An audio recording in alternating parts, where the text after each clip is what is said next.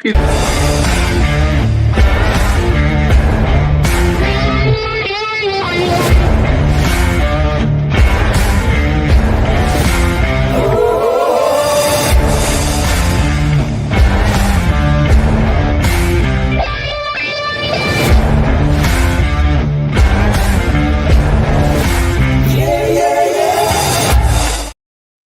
Good evening, friends. Welcome to Ramblings of a Middle-Aged Card Collector. Tonight, on episode 11, Framed Legends, Collecting, Curating, and Framing Published Original Art.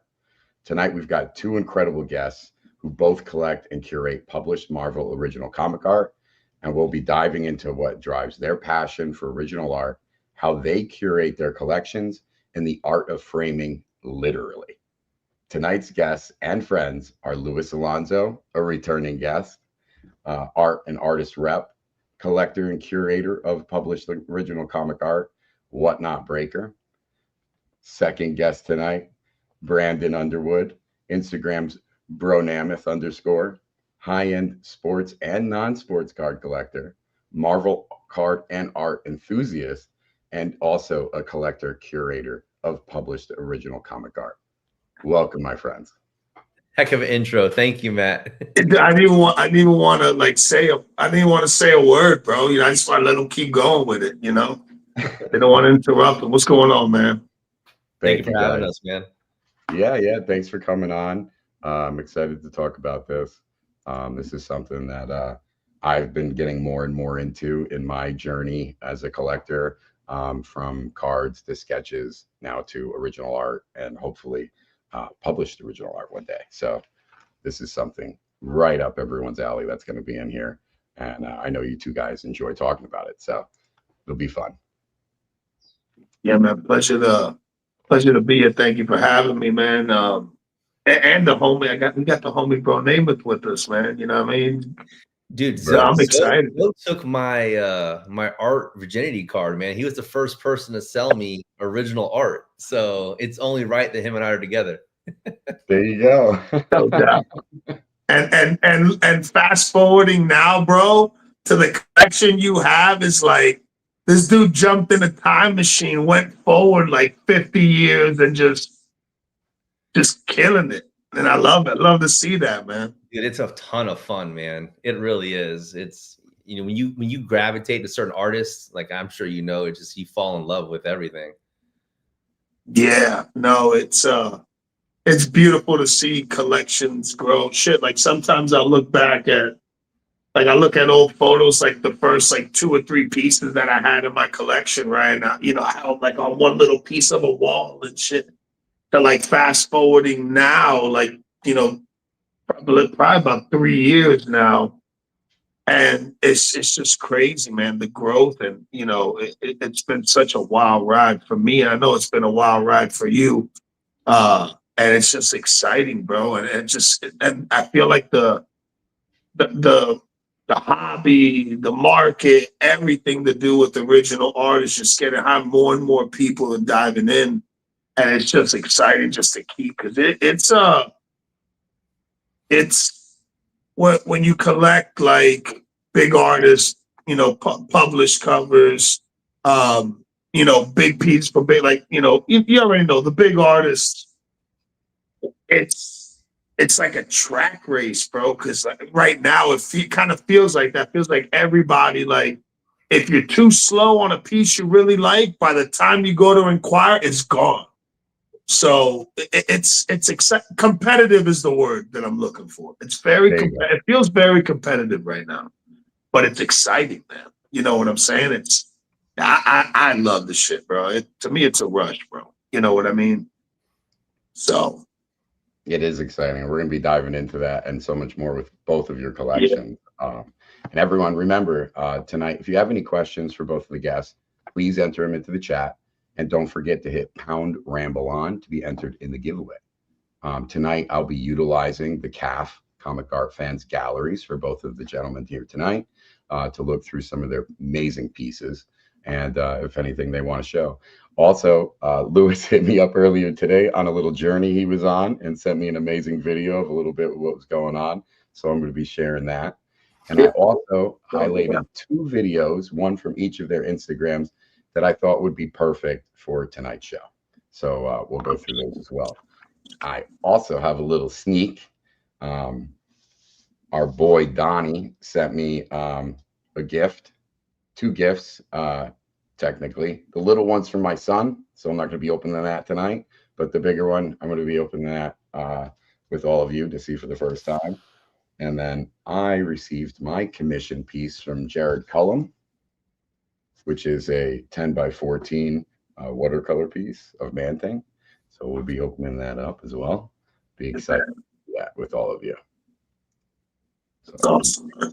very cool. Bro, listen, Brandon, I just gotta say, bro, like when I'm on this video with you right now, I can just see how massive that Spider-Man piece Massive, is. Dude, it looks like one of those freaking, it's like, you know those Renaissance pieces you see like in those, the movies of like England with the castles and like these paintings are like a whole freaking, that's what it is. I'm getting that vibe. That thing is insane. Look at that shit, bro. Yeah. It's crazy.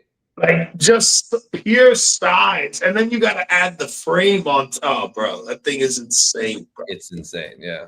I love that shit. Simone is a beast, bro. Yeah, absolutely. I love Simone's work, bro. I just submitted for a OAX sketch card from Simone today, so nice. I hope smart I made move. The deadline. Smart move. Very smart move, bro. And you see the pencil ones he's doing now. That's at a more affordable price point, so a lot more people have an opportunity to get some of his art. I think that's awesome, dude. I think that's I think it's amazing for such really an established artist to give you that accessibility in an option.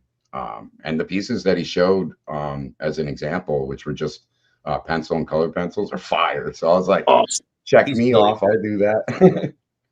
Typically, when Simone, when you go and get like a piece done from him, and it's okay, this is what you expect.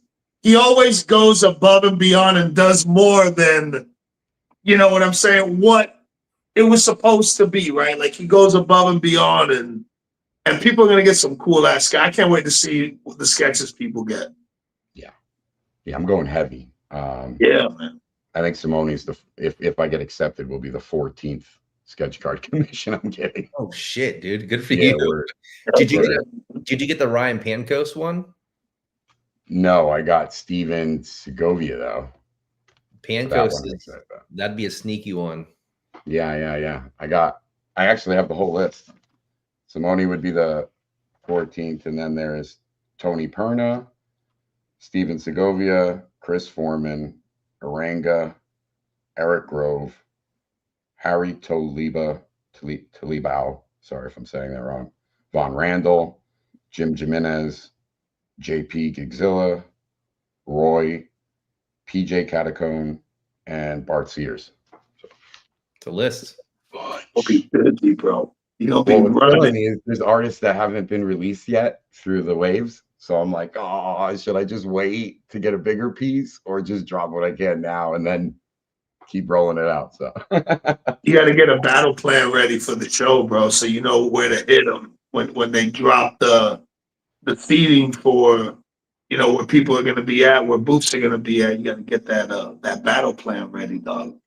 Oh yeah, absolutely. I have it's the gears have been turning for almost a year now, so it's ready to roll. I'm just ready to I'm like like Beavis and Butthead when you're in the back of the cliff. Oh, if we run now and we hit the ground, we'll be okay. But then you hit the ground, you're just rolling all hard and everything. So I'm just trying to figure it out. But yeah, so we'll get into this, guys. Again, don't forget to hit pound rambleon to be entered into the giveaway. So we're going to start with the art that started it all. So these questions are for both of you guys. What first drew you both into collecting original Marvel art? I'll let you go first, my brother. You first. All right. So for me, it was, I had always been a collector, whether it was Marvel Legends toys when I was young and keeping them sealed, up to TCG, Pokemon, Dragon Ball, sports cards, comic books. And then, you know, I sat back one day, I was thinking to myself, like, what's the next evolution for collecting for me? What does that look like? And I looked at my office and I was already purchasing animation art. And I thought to myself, I was like, well, man, I really want to get into some painted pieces, and I don't really want to get into fine art because my heart's not there. I know if I want to get like a lithograph from Picasso or something else, like I don't have any attachment to it. What can I attach to? And obviously I love Marvel and DC. So when I started diving, I found Matt Titilio's page and I was looking at different artists on his page and I saw Bianchi. I was like, man, Bianchi makes a wicked Spider-Man. And then I saw Alonso had posted up a Spider-Man for sale. Someone, I think Hermit actually sent it to me, Zoe, someone I knew from the Dragon Ball community. And I was like, shit, I need that. Like, I want to buy that. So I hit up Zoe and I was like, yo, how much for this piece? And he's like, oh, I'm in Florida too. So I ended up buying 2 Bianchi pieces from him. I met up with him halfway. It was a hell of a trek. We met out in like the woods. Like it's a country ass little town, bro. Like, damn, this is gonna rob me. You know, we were trying to figure out, all right, dude, I live here, you live here. Where's the halfway point that we both can? Yeah, no one's gonna drive farther than the other, bro. People were coming through the McDonald's line on a horse and buggy. It was ridiculous. We're over here like holding up paintings and shit. At McDonald's. It was at a McDonald's. You're right. So I met up. I hit a blue Spider-Man PFG in the parking lot. Remember? Yeah. Avengers Metal was on E-Pack and he was ripping. He's like, "Yo, I hit some crazy shit." And I'm literally in the parking lot waiting for him to pull up, and I ripped like, I don't know, like 8 or 9 packs, and I hit a blue PMG Spider-Man retro. And when he pulls out, like, yo, look what I just hit. He's like, dude, it's crazy. That's yes, you're right. That was funny. It was there, and those were my first pieces. And he was like, dude, you got to come to OAX. You got to come to OAX. And I just kept doing research up to OAX. I went to OAX only knowing Zoe and Matt from online, from buying some pieces from him. So, and then a couple buddies that I knew from animation art, like Yaniv, like Stray 8 flexing on Instagram. I went knowing nobody at OAX, and I still had a great time at OAX, and just kind of seeing the environment, understanding how the process of everything goes. And dude, I have been hooked since then, just like balls deep. Word. It's such a great environment too, OAX. So you going this for 2026? Yeah, absolutely. Nice. It'll be nice to meet you in person. Yeah, likewise. Word. What about you, Lewis? Bro, what was the question again? My boy's story. I'm loving the story, bro. What was the question again? What made me want to get into published art or comic art? Yes. Let me see. I want to give you my most honest answer I can give you. So the very first pieces of like art that I bought were 2 commissions from Simone. I believe the way that all started was I purchased one of the first APs from Simone from 2018 when Spider-Man had painted. And it's stunning. I got that from my boy Fausto, Comic Card Hive. He sold it to me. You know, I was a big Spider-Man guy. He's a surfer guy. So, you know, we made a deal. And when I looked at the sketch, I was like, damn, yo, this shit's hard, man. Like the way he paints it, man. I would love to see like a full-size piece, you know, get like a full-size Spider-Man. And then it was Orlando MegaCon 3 years ago. I saw that Matt had posted on one of the group, Magatulio. Shout out to the homie Magatulio. He had posted that he was doing like breakfast commission with Simone and dinner commission. And I was like, well, shit, yeah, I'll go out there. You know, we'll go out there. A few of the homies, we got pieces done and we went all out there. We just hung out for the weekend and got our art. And nice. That's cool. That's pretty much how I started. I was just like, yo, like, you know, this is cool, but I would like something big. And then after that same weekend, before, you know, I don't know, like a month before, a few weeks before, Matt Tulio reaches out to me. He's like, yo, I've got a really nice Black Panther piece. I know you like Black Panther. It's going to be a published card for Upper Deck. We just don't know what set it's going to be. And, Okay. you know, that was the first published piece I ever bought. So the Black Panther from Midnight Sun. And when I saw the piece, I was like, oh, I'm like, bro, I don't give a fuck what card set it is. This thing is ridiculous. It's one of my favorite pieces in my collection, being the first published one. But just the way it looked with the Panthers and the waterfall and the rocks and the river, it had like an ancient Japanese Wakanda vibe. Like, I don't know, just Simone's vibe. You know what I mean? It just blew me away, dude. Blew me away. And I got it. Simone Hand gave it to me at the, I think it was the breakfast or the breakfast. Wow. So, you know, being there, being able to meet Simone for the first time, engage with him, the whole process was awesome. But getting that piece, getting the commission pieces, which were awesome, that just snowballed. You know what I mean? And I was really into it, really excited about it. And then literally, like, within a few months, you know, Fausto reaches out to me and is like, hey man, how would you like to, you know, be a part of the Dan Dos Santos set, you know, drop for the gala VIP event? If you're interested. I was like, fuck yeah, it's only 15 tickets. So, and that's where it all started, bro. Then I went to, didn't know shit about art.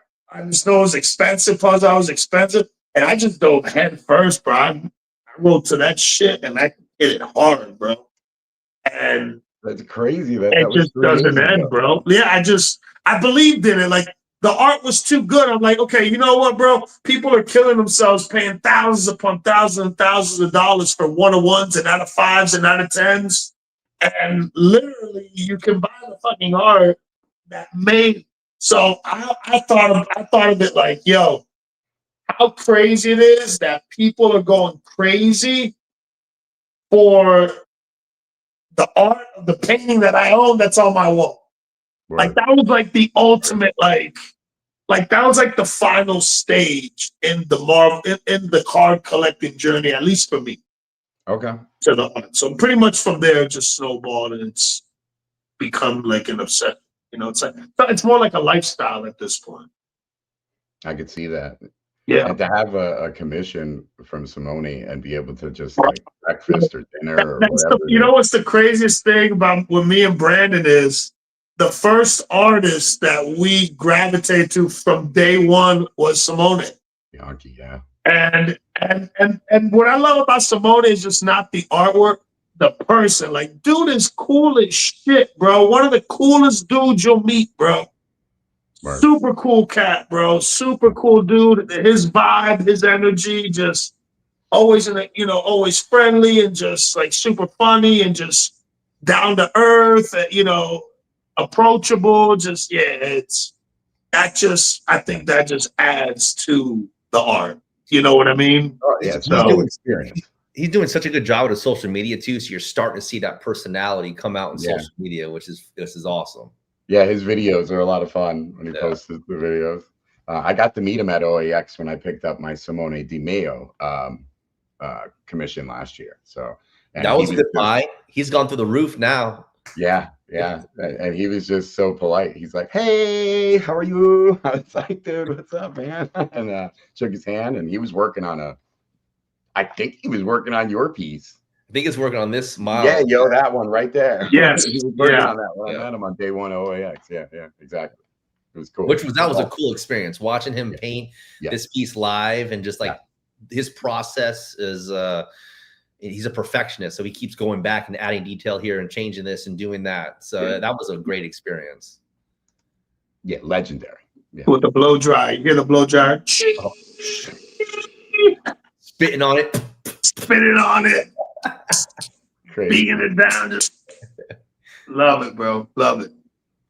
It'll be fun. I'm looking forward to everything that will happen there this year. For 2026.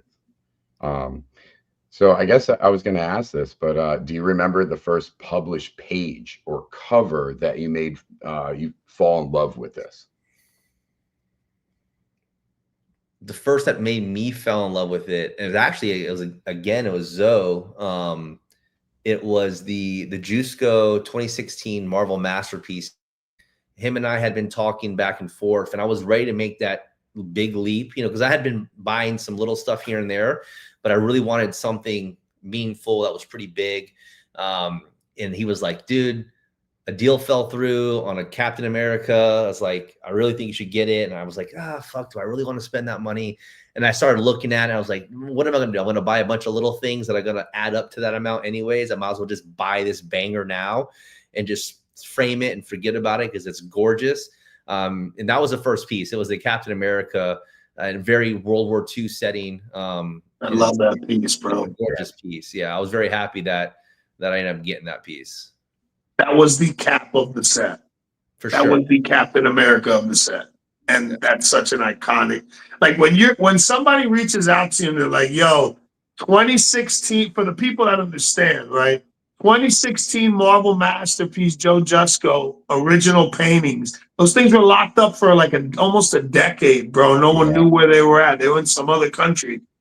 And bro, that was, I remember when I got into Marvel cards, everything was, 2016 Marvel Masterpiece, Joe Jusko. Like, that was like the crown jewel set of Upper Deck for cards when it came to like original art with masterpieces, was that Jusko set. So, dude, I know when I got that call, bro, I had to start running because I'm like, bro, I can't, Couldn't afford it when I got the call. I can't miss out on this opportunity because these pieces are going to evaporate and just disappear, bro. And you're not going to see them for sale, You start shuffling the board, like when you're a collector, you have so many pieces that you're like, okay, I can part with this, I can part with that. Let me sell this, let me sell that, and I'll merge that into this. And that's how I've curated my collection. I think everyone that's in this space does the same to some extent. Yeah. And I can totally see that. And it makes sense. It totally makes sense. But yeah, I got that a very good friend of all of ours in the community reached out and he was like, dude, do you want the Man Thing? And I was like, oh, what else is available? Just curious. And then they sent me the catalog and I love the Man Thing, of course, but then that was that Punisher, yo. And I was just like, oh man, how can I move things around to make me financially be able to not only buy it, but then to go down by Steve? That would have been a really cool experience and everything, just to see the gallery in person. But yeah, I couldn't bite on it. And then within 8 months, another friend in the community reached out and had the Palumbo Man Thing away. And that was a really, really good price. And I'm going to regret to not be able that I didn't grab it. But when he reached out to me about that Man Thing, I literally had to get my son a car.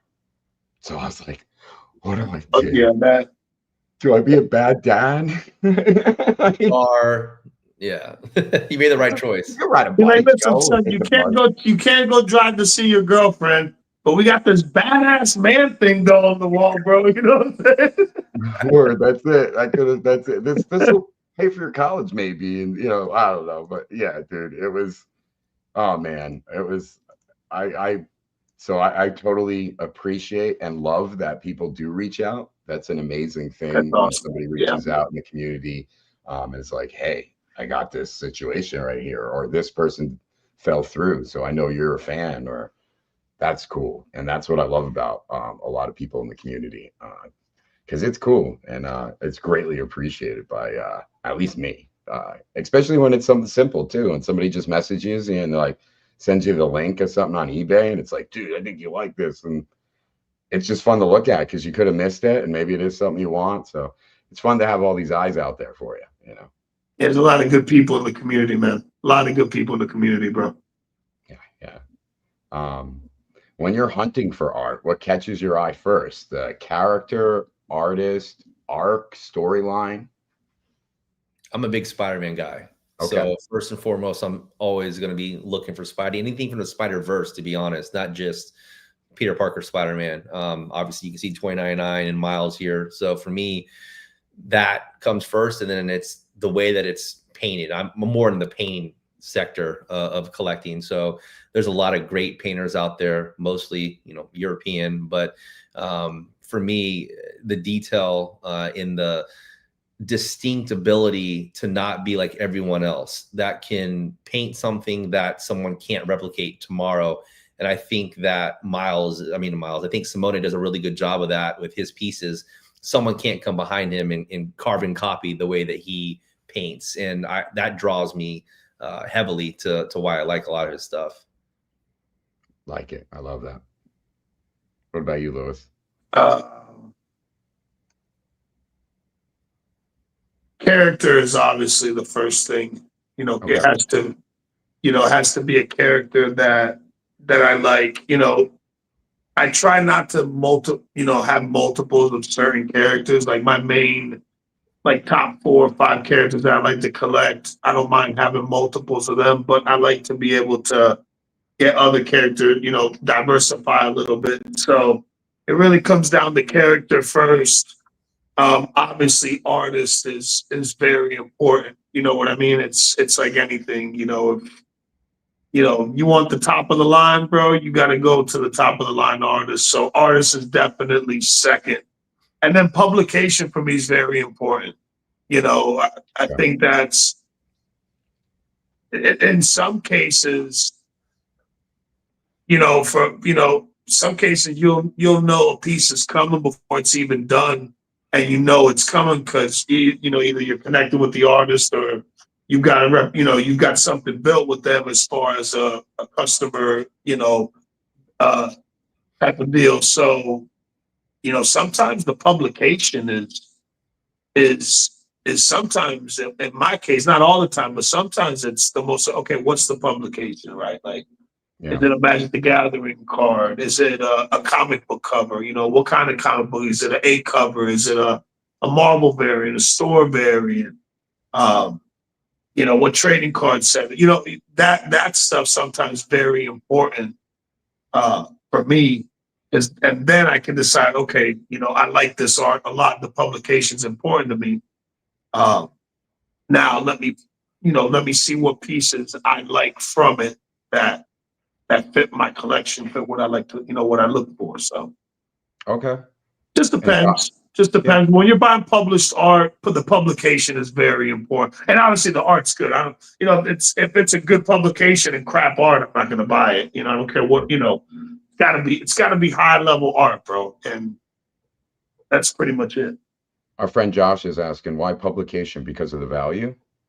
Or is it personal? Well, publication, maybe not so. Not necessarily. Value is definitely part of it, but when you're getting something new, you don't know how it's going to read. You don't know what it's going to do. You don't know if the art from that set or that book is going to be a big deal. You don't know if the direction the consumer is going to be. So value, it's just publication is important because,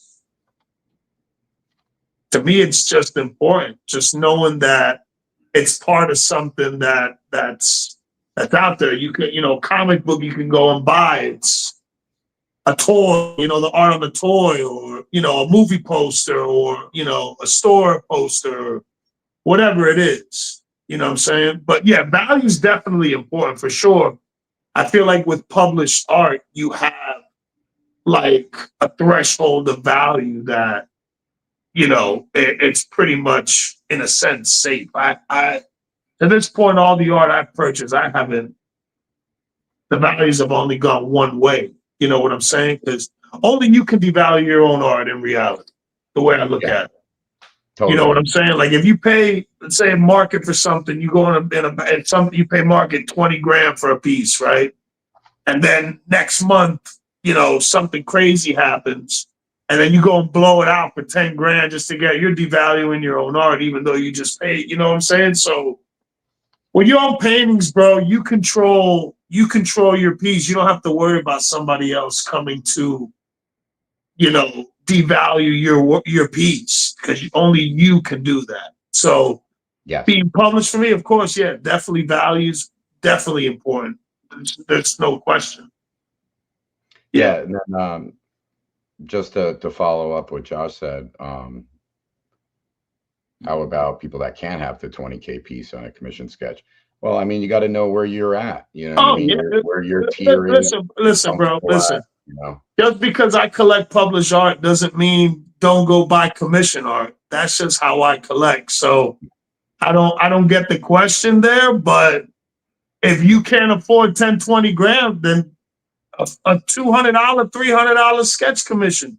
Dude, I get them done too, bro. I get sketch commissions done too. So it's just figure out where you're at. Just because I'm buying published art doesn't mean you have to. You know what I'm saying?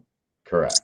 Yeah, I mean, I know where I comfortably fit right now. I mean, I'm not, you know, look at my background. But that doesn't say one day you're not going to have a published man thing on your wall, right? Yeah, right there. Dan DeSantos. Oh, you see, you already got one back there. You know what I'm saying? So it's. but even on the prelims, you can get in the entry there pretty well. You know, the prelim And they're published. Exactly. Yeah. Yeah. You just have to figure out where you want to spend your money, how well that's going to look for you and your specific time frame of when you're buying. For me, I started off small and then got to where I'm at now. I still buy commissions. I still buy published pieces. I have a blend of both.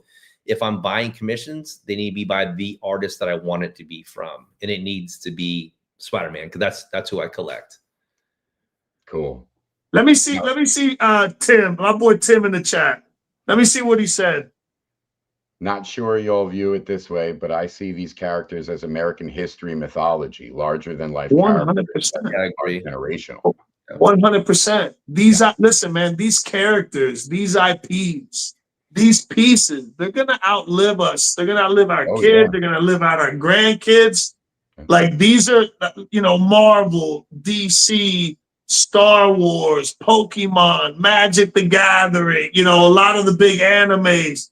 My boy Dragon. You see, that stuff is gonna be here forever, man. Yeah, this is history. Some of it's history already. Some of this stuff's old. But bro, what happens in 20 years? Like, look how we're looking back at some of the older art. Yeah. Right? Art that was done 30, 40, 50 years ago. You know what I'm saying? Like, at one point, the dudes that were collecting that art, they started at those pieces back then weren't selling for anywhere near what they're selling now, right? Like, so it just, yeah. Yeah, I totally agree. And it's a great investment for your kids. It's Americana. It's, you know what I'm saying? Yeah. Publish their commissions so long as an artist you admire. It's a win no matter the price range, I believe. Agreed. 100%. Yeah, I got a lot of commissions. Commission, publish, commission, publish. I got a bunch of stuff all over the place. Beautiful. Scarlet Spider is really nice up there. Beautiful. The Scarlet Spider. Yeah, the Scarlet Spider is really rad. Yeah, I like that. Yeah. And then beautiful pieces. That published Spider-Man next to it's on the Marvel Mint card. And I'm like, man, I need to get that card because I have the original art. And the freaking card's like 2 Gs, 3 Gs. I'm like, dude, I'm not paying that for the damn card. Yeah. Got the art. Crazy. That's funny. So I guess that answered the next question. Do you buy more with your heart or your head? I could definitely tell that you're buying with your heart when it comes to your collectors, buying with your head when it comes to the value and long run investment value, which is totally understandable. I mean, we got kids. I'd love to be able to pass down some beautiful art to my kids to say, hey, this is one day this could be something, you know what I mean? And if not, enjoy it like the way I enjoyed it. And think me. 100%. We have to leave a legacy for our kids, bro. 100%. I agree with that, bro. So I'm gonna 100% know the answer for Brandon, but are there certain artists whose work just defines what Marvel means to you? Well, I'll go off script. You know, you're gonna think I'm gonna say Simone, right? But yes, as a kid, McFarlane Spider-Man is like my era. So I will go off script. I love Simone, but something about McFarlane Spider-Man in the 90s is I grew up, I was an 87 kid. So for me, You know, I was in that 90s era. That was my Spider-Man that I visually would see and just like, oh my God, I love Spider-Man. That's awesome. Do you have any pieces from Todd? No, I'm not as rich as Alonso. I'm sure he's got like 5 of them over there. Don't let him fool you. Don't let that guy fool you now. Don't let him fool you. You know what? It's something, Matt, that I'm not a big black and white guy. And like, I have a couple pieces and it's tough for me. Like I had some DeMios. I had a really cool piece from DeMio. It was Miles in Spider-Gwen. And I'm like, man, this is such a rad piece. It's really one of the first pieces I got. And it was just hard for me to appreciate it as much as I appreciate a painted piece. So would I spend the money on a McFarlane that's in black and white? No. Now, I'd be lying to you if one fell in my lap for a really good price that I'd think, okay, well, maybe I could sell this and buy more of what I really want to get. But it's just not something that I would frame up and really appreciate, to be honest. Okay. I get it. What about you, Lewis? So what was the question again? What was in? Is there a specific artist that you feel totally captures what Marvel means to you? Dude, bro, there's a lot of artists. Like that's a good question. That's a tough question. Because there's so many paths to follow. Is it based on your character that you personally? I'm gonna be 100%, and people are gonna think I'm biased or whatever. It's all good. The very first piece that blew me away when I got it in, when I started seeing it in that actually being creative, that once I received it, was the very first cover original piece I got from my boy E.M. Gist. It was a Moon Knight and Scarlet Scarab piece. It's on my tab. It's on, I don't know if you can pull it up, but that piece, when I got it in and I seen that piece in person, dude, I fell in love with it. So put it to you like this. I would sell the Just Go Spider-Man first. If I really needed to sell, I would sell Just Go Spider-Man before I would sell that piece. Like if I was broke eating ramen noodles and an efficiency, bro, that piece would be on my wall. So you're saying there's a chance? There's not a chance, but there's not a chance. But yeah, I think right there to the right below that, right below the Panther. No, Gotcha. That one's sick too. There you go. That piece. That's probably my favorite painting in my collection still. And I get some crazy new ones in all the time. That's probably still my favorite painting in my collection. It's a beautiful piece. It's like a movie scene. Like just I feel like you know what it's like, bro? It's like they're in a dark cavern, bro, like trying to fight it out. And someone just came with a camera with a flash, and they just took a quick still image of them like struggling, fighting through. Excuse me, it's insane, bro. That I would say Eric. That I would say Eric. Simone's up there as well. I'd say Eric. I'd probably mix Eric, Simone, and Dan.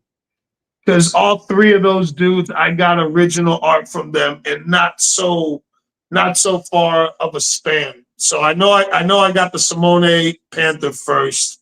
Then I know I got the Gist cover, and then right after that was Dan's event. So all three of those dudes, all three of those dudes are very important for me, man, because I truly believe in their work. And I've built great relationships with those guys. Those dudes are super good dudes. So it's hard to just pick one, but I'd say if I had to pick one, I'd probably go with Gist, just because the realism, and that's what I look for in art when, Nice. Yeah, I'd say probably Gist number one. Simone and Dan, like 1, B, and C. Yeah, so to me, I'm 84. So I'm not too much older than you guys. And I love Todd's work, but Claremont was probably my biggest impressions because I was an X-Men person, and he just defined to me what comic pages would look like with what was going on, the seriousness in it as a teenager or young teen looking at the comics. So he would do it as an adult. I Dan DeSantos definitely, just because it pulled me back in such a way that previously other didn't. You know what I mean? Yeah. So I would have to agree. Yeah, Dan's impact was huge, bro. Like Dan's art brought back so many collectors into collecting Marvel masterpieces, bro. When Dan's set dropped, when his set got announced and products started coming, bro, it was a wave, bro. It was crazy. For like a strong year, bro, it was just thumping, bro. Yeah. Thumping, bro. Thumping. And then when EPAC hit, when the shit sold out in like 24 hours or something. Yeah. 48 hours, less than 2 days. It was insane. Whole set sold out on EPAC in less than 2 days. Yeah, his art was a massive impact. Yeah. That set was just. Yeah. I remember when we were sitting there looking at it for the first time, just like when we walked into that gallery, and all there is these stained paintings. And when I saw the Spider-Man Venom, bro, my heart dropped. I was like, that's the piece I gotta get. If I can only leave with one. And then I saw the Moon Knight, and I was like, damn, I gotta leave with that. And then I saw the Black Panther. I was like, oh my God. You're right. Yeah, it was insane, bro. Like, just think about it. Like, bro, I had like 3 pieces of art before I got invited to this, like, it was insane. Like, being around that much art, that, knowing the importance of Marvel masterpieces, like. Yeah. Yeah, it was insane, bro. It was We got insane. some good names in here. We got Stan Lee, Bagley. Oh, bro, Bagley with the old school Carnage, bro. Like that Carnage is absolutely goated. That cover's ridiculous. That Maximum Carnage series is just insane. Totally. It's insane. Yeah, that's was my childhood. Best runs when we were in the 90s. That is my childhood. Playing that game on Sega Genesis was epic. I used to beat the shit out of that game. I love that game. I definitely broke a controller or two. John Byrne, that's a good one. Yeah, there's so many amazing artists that have paved the way. And Bagley has some affordable pieces too, especially like commission pieces. You can get Bagley for really good prices. I know people had mentioned it earlier, but like that's a big household name that made a huge impact in comics that you can get for a relatively good price. Yeah. That ain't gonna cost you 10 or 20 grand. Oh no, not at all. Absolutely not. No. Fuller's saying, I'm gonna say this wrong. My brother Matt Fuller in the building. What's up, baby? Yeah. Psychonwitch for New Mutants. Sienkiewicz, bro. Sienkiewicz is a beat. So I haven't gotten a Sienkiewicz painting. I do have a few Sienkiewicz sketches. I have not gotten a Sienkiewicz painting. I almost bought the Moon Knight from Platinum, but it was black and white and gray. And bro, I just collect color, bro. Like I'm like Brand. I'm not big into the black and white stuff. I like to see greatness done with a paintbrush. You know what I'm saying? His black and white stuff, though, I will give him credit because his stuff is so Bill's a beast, bro. Yeah, Bill's a beast. Bill Sienkiewicz is somebody I want to get. When I met Tim in person at New York Comic Con, hopefully there's something that can come out of that to get a Man-Thing sketch from Bill would be insane. Oh, dude, that would be ridiculous, bro. Word. That's something on my list. Jim Lee was very great, but that was Jim Lee X-Men, bro. Like when I think of X-Men, that's the first thing that pops into my head, man. You know what I mean? Yes. Yeah. How has your taste in comic art evolved since you started collecting? The price points definitely evolved to more expensive. Damn it! that's the one. That's it, bro. I love how real that was just now, bro. Dude, it's funny. And let's not get into framing costs now, bro. This frame on this thing was freaking nuts, man. I've got 3 little daughters. For people that don't know, I got 3 little kids, 7, 5, and 2. And this piece here is on stretch canvas. And Simone had it framed in his like traditional frame that he does, and it's like pinned in on the back side of it.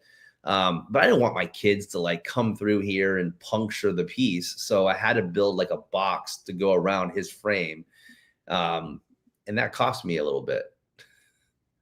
Yeah, That man said the price has evolved. That was some funny shit.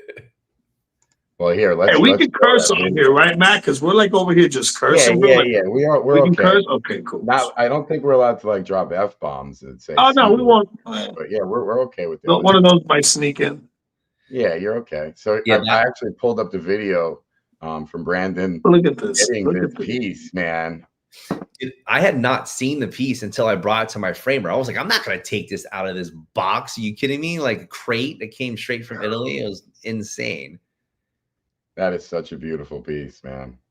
Yeah, I stare at it often. So do my girls. My girls will come over here and they'll like point at it. And my framer did a really good job where the depth, you don't realize that there's anything there. So they're always like touching the acrylic. And I'm like, all right, relax. Let's not make it go any crazier. But yeah, the detail in the villains in the background on that piece are just stunning. And then, I started going on Simone's page. He had worked on this piece for like 6 years on and off. He had it displayed at his art gallery over in Italy. And he completely changed Spider-Man's rear arm position. He changed the characters in the tubes in the background. He even changed the lighting perspective and the colors. It's just, he's never satisfied until he is. And when he is, he's like, get it away from me. You know what I mean? Like, yeah. He works so hard to perfect things to his liking. The test tubes are wild, man. It's such a wild piece. It's insane. That piece that was a fun video to see. Well, and he's always adding new arsenal to his ability. Like, now he's doing a lot of texture to a lot of his pieces. And like this piece here, he's added the texture to it and you could see it in different angles. Maybe a little bit more spit was involved. He just does no more blow drying. Yeah, dude. Elbow drops. No, dude, the craziest shit. He globs a ton of paint on with a brush, and when he dries, he hits it with sandpaper, bro. Crazy. I'm like, dude, that like, to me, when I think of, like, if you tell me what's like the first thing you think of when you think of Simone, besides an awesome fucking human being, he's like he's like an evil mad scientist, bro. Like his videos, like, bro, I get that vibe. Like, it's absolute chaos, and then all of a sudden it's like, holy shit. It just forms, and you're just like, what the hell? Like, dude, it is like you could just, you go to OAX, you could see him doing that shit live. You can literally stand in front of him for hours and just watch him do work, man. It's just layers and layers, and you think he's ruining the piece by adding more color on top of it. All of a sudden, it just like removes itself to exactly the way it was supposed to be. It's nuts. Yeah, it's crazy. Do you guys see comic art as fine art, pop culture, or a blend of both? I'd say probably a blend of both. Yeah, I agree. Especially now with like the painters that are continuing to evolve, I think, the space.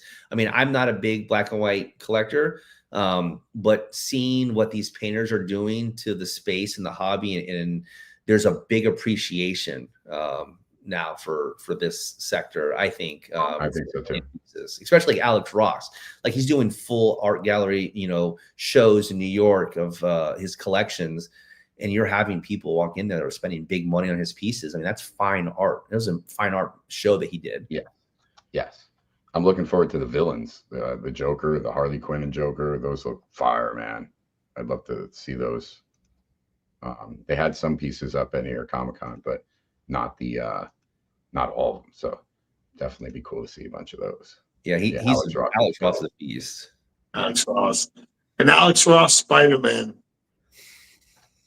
That's something I like eventually. Yeah, and Alex Ross Spider-Man. It eludes me, man. I've been trying. So he posted up the pages. I think it was at New York Comic-Con, right? That he did. Mm-hmm.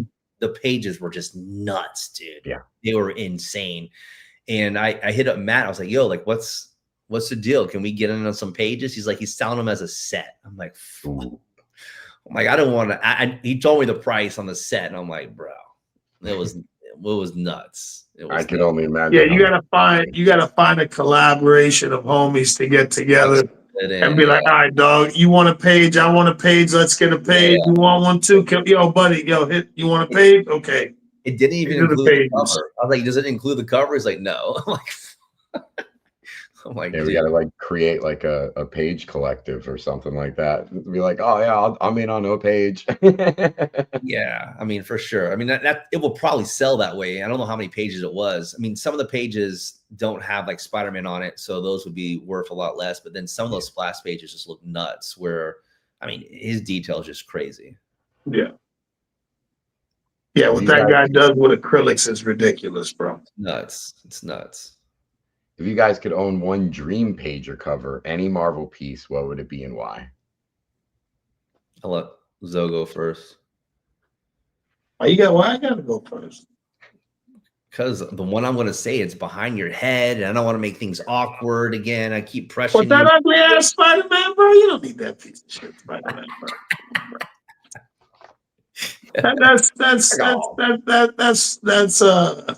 That's Cracker Jack change, bro. Come on.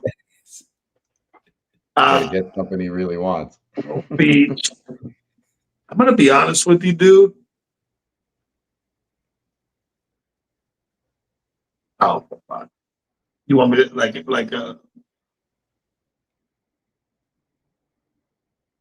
fuck? Who wouldn't want the AF-15 original cover? Fuck it, let's just get stupid, right? Like, Ooh. I don't like black and white, but what that piece means to a Spider-Man collector, bro, like, it's huge. Like if you told me if I can just pick one and it just pops up, it'd be an AF-15 cover. Okay. What about that's a piece?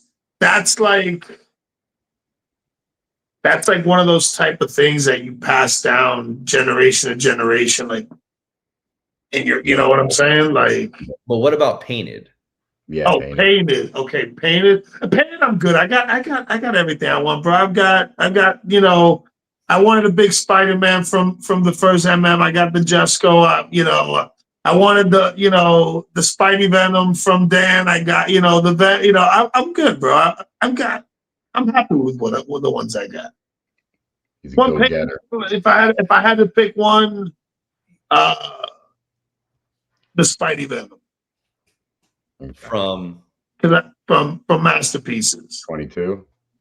Because it's my two, like, they're probably like my two top favorite characters. Like, before I knew who Black Panther and Moon Knight was, it was Spider-Man Venom. You know what I'm saying? Like, so probably the Spidey Venom. Venom. Simone does a great Thanos. Oh, good. Yeah. Dude, Simone did a Thanos for Tim. Tim, you still got that Thanos, or did you sell it? The Thanos he did for Tim was ridiculous, bro. That was the first time I met Tim, man. Tim was it was me, Tim, and Brian Slick. We were the three homies that got the dinner commissions. Cool. And we were at this badass restaurant, and then we do a live stream. We break 2 boxes with Simone. It was crazy, yeah. It was a fun experience. That was a fun experience for sure. It was a fun video to watch. You guys opening a box with Simone. Yeah. Yeah. Shout out Slick Pete, yo, dude. That shit was crazy, man. Yeah, it's fun, dude. It's fun just to see the roller coaster ride of since when I started getting into art to where it is now, and yeah, it's wild. It's fun. And Brandon, it's a piece behind Lewis. Just to continue the joke, because now every time I'm gonna see Zoe, I'm like, yo, where's my piece at, man? Come on, bring it over. That's Spider-Man. Now, honestly, I don't know, dude, because you say that, and kind of like what Zoe mirrored, I'd mirror off of that. Like, I don't collect black and white, but I would want a historical piece just because it popped in my hands. Why not? So that would be the obvious to go to. I like Ultimate Fallout 4 variant. Obviously, I think that would be sick to have that. That's a huge piece and a huge shift of like Marvel's direction, I think, when it came to like Spider-Verse and Spider-Man. So I'd just say that just for the hell of it. But as far as painting, it's kind of harder because I mean, there's just so many good pieces for painted that I want so many. I want an Alex Ross. I want a really good Alex Ross Spider-Man, but they're hard to come by. Yeah, I bet. I mean, well, they're probably pricey too, right? I mean, Very pricey.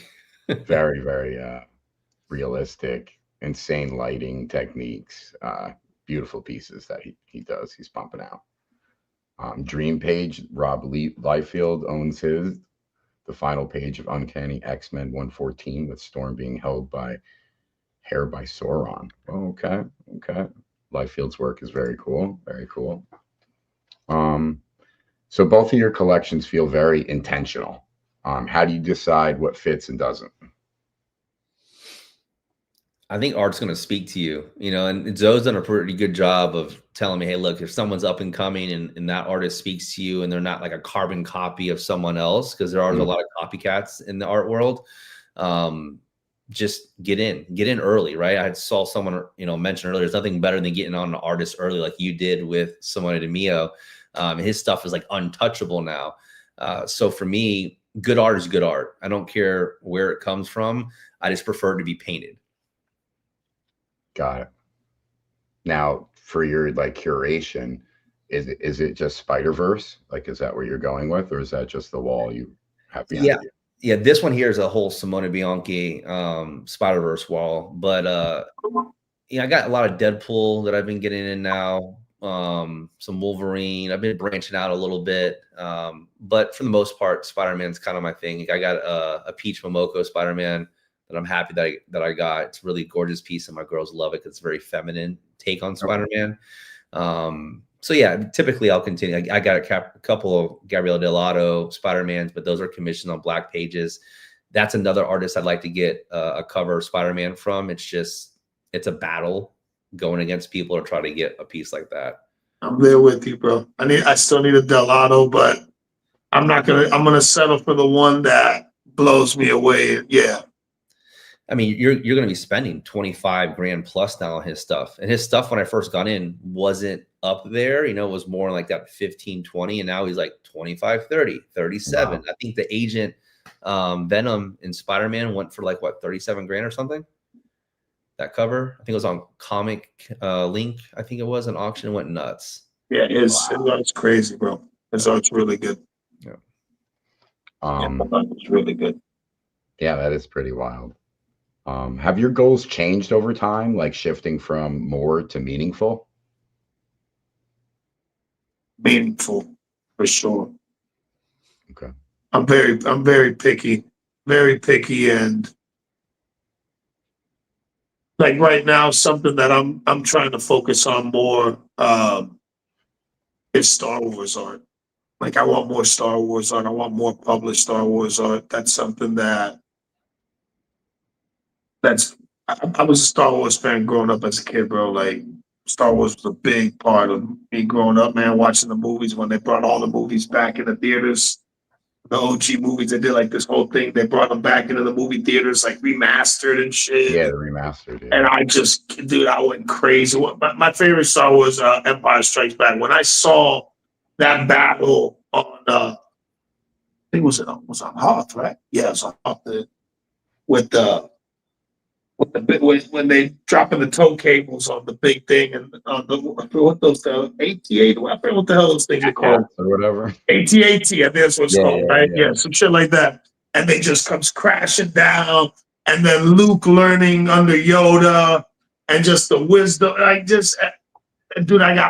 was hooked as a kid with Star Wars, so definitely it's something that I get very focused on what I pick up. Right, like if it's an up and coming artist that I own some of their work, and I really believe like this artist is gonna blow up, and it's gonna get to a point where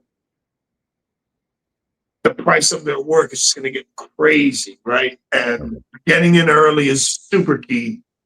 But right now, dude, Star Wars is my focus, dude. Star Wars, there's just not a lot of it as much as Marvel. There's just not a lot of Star Wars art out there. So that's probably my focus right now. Nice. Yeah. I've got more quality over quantity. You know, when you first get in, you're just like, I got to buy. Obviously, you're just trying to like catch up when you first enter any type of space, whether it's cards or art. And I've taken a step back and said, okay, let me start curating. Let me go more towards the quality pieces. You know, I got 3 pieces from Magic the Gathering. The two that I like the most art-wise, I was able, luckily enough and fortunate enough, to be able to buy both of them. And I wanted to be from artists from Magic that worked on Spider-Man, because I felt like that truly was the collab, and those 2 artists did a phenomenal job. So for me, it's more quality versus quantity, and trying to go after specific pieces that I think fit my curation. That I'm going into that phase now of a little more higher end curated pieces. God, okay, I like that. It's like with anything, when you get into something, you're jumping here, you're jumping there, you're going after this, you're going after that. And then time goes by, you become sharp at what you're doing, right? You're honing in. You start to realize, okay, fuck that, bro. Like I wasted a lot of time. But it's part of the journey. You gotta enjoy the journey, man, because it's very important. It's very important. The journey is. Well, I'm at said picking up DC. Oh, Tim, bro, you gonna make me? Hey, I've got 3 DC pieces, man. Don't throw the DC, bro. Throw the DC, bro. I'm excited for the DC. I got one on the wall over here. I don't think I can show it yet, though. Oh, okay. Yeah, this thing's big as shit. I like those scenarios. I still have the plastic wrap on it. Oh, is that from today? Who did that? Yeah, I just got that. I saw the plastic wrap from the. Is it in the video you sent me? Who did that? Yes, bro. Absolute Batman cover, bro. I love the Absolute Batman shit. Look at that shit. Me too, yo. It's like a movie image, bro. That's why I love that shit, bro. It's like a scene from a movie where some dude just jumps out of nowhere and takes a picture. Yeah, I'm deep into that story right now. Yeah, that's a fire storyline. Yeah, it's pretty insane. And pretty much Eric Payne's are all pretty much like 18 by 24, so they're all already big as it is. But yeah, bro. Dude, it's my first DC piece. I'm going to be very picky, man. Like, pretty much DC, what I'll buy is like Batman, or Batman related. Yeah. I don't think I don't know.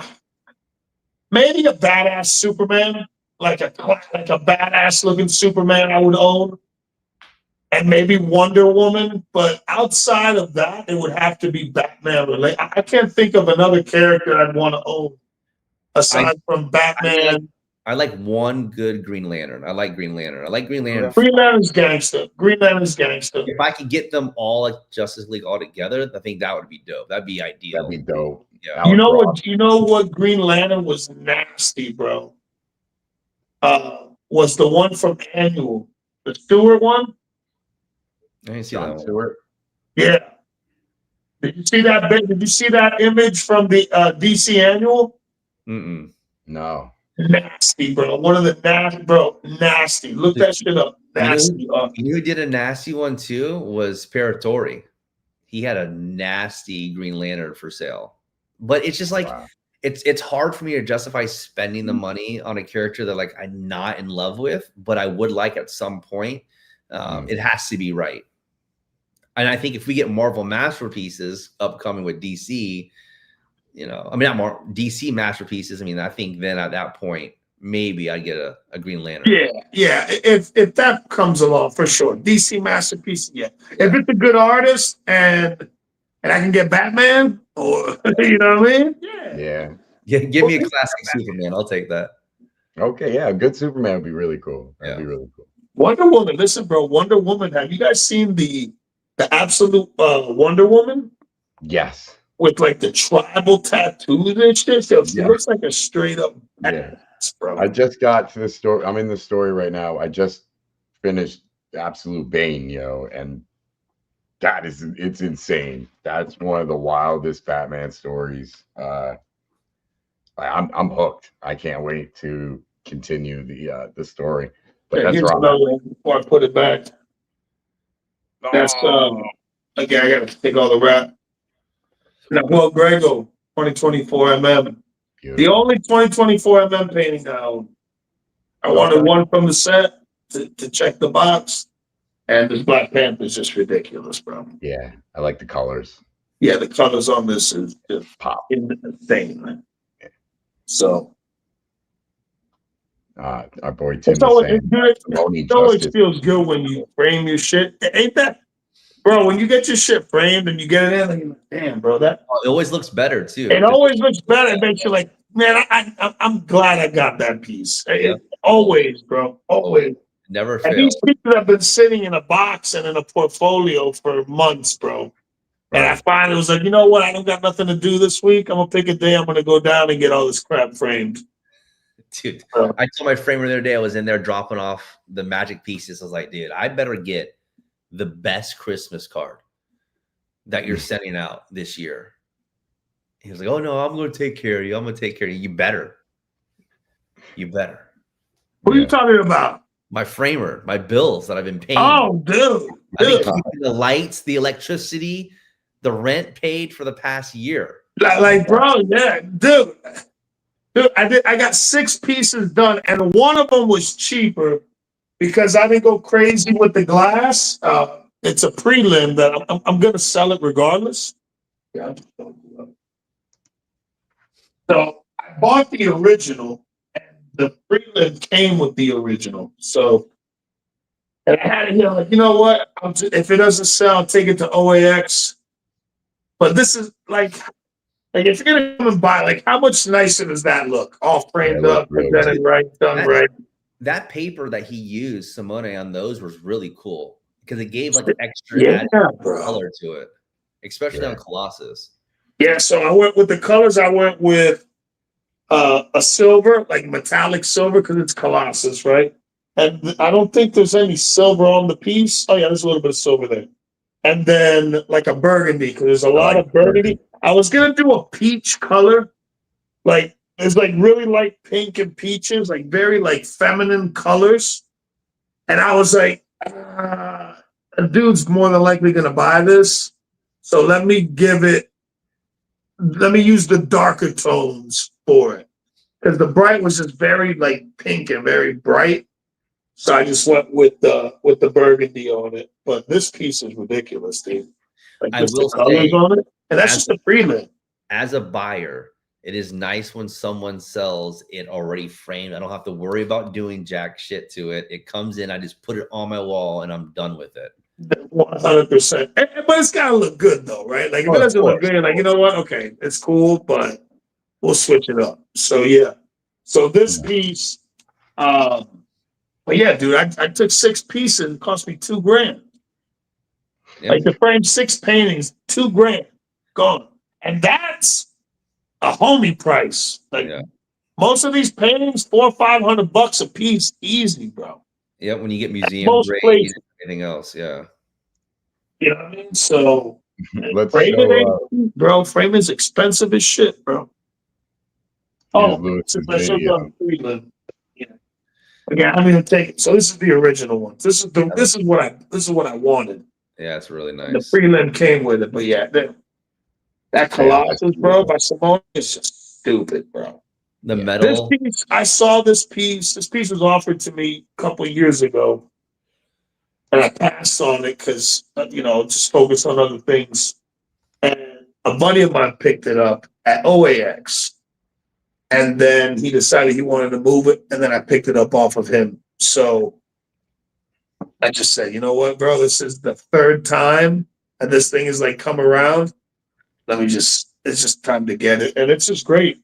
And again, I don't collect Colossus, but when I want to buy art now, another focus for me is being diverse, right? Okay. Like I'm not just gonna buy any character. But like Colossus, badass X-Men. I've been slowly picking up X-Men characters. You know what I mean? You can put him next to just being diverse, because now doesn't mean I'm gonna have 20 Colossus. This is probably the only Colossus I'll ever own. You know what I mean? But I got them checked off the board. Cause a badass character. I gained a lot of love for Colossus from the Deadpool movies. Yeah. Okay. Dude, Colossus is a total badass in the Deadpool movies. So, and then, Simone just killed it as usual. So, but being diverse, and I was talking with Brandon, like a couple weeks ago. I was telling him, hey, bro, diversity is very important when you're building a portfolio of art. Like, of course, a Spider-Man comes along, I'm going to buy it. A Black Panther, a Venom, a Moon Knight.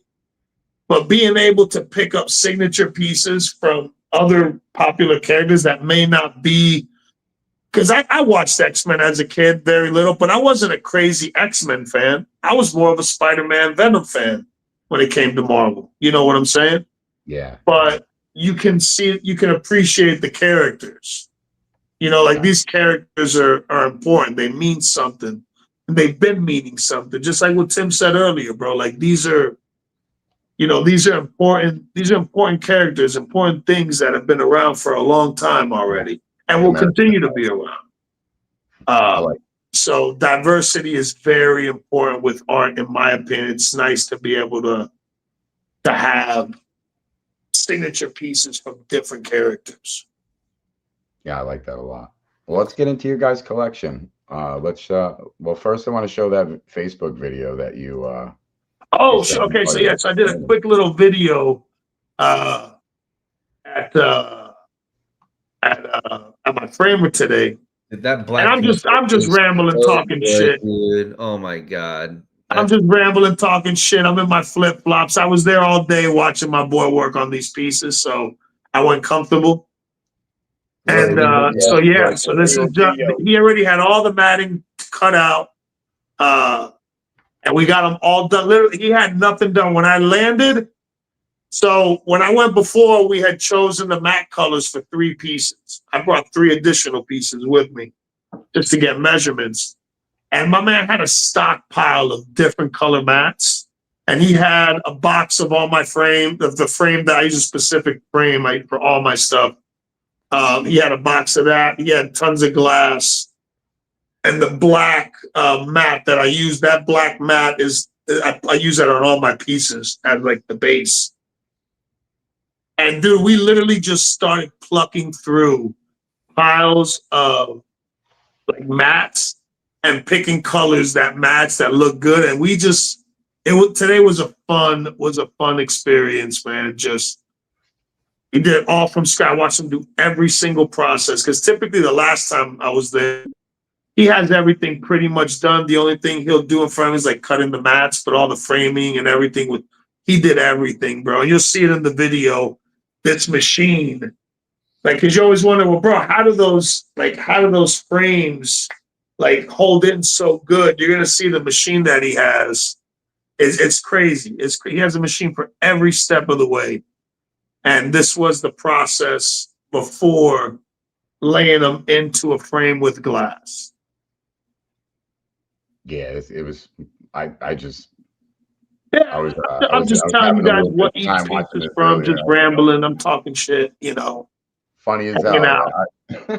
I can't play it. So we're gonna. Okay, so then the Batman. There's the Batman piece. Fire. That piece is nuts, dude. Yeah.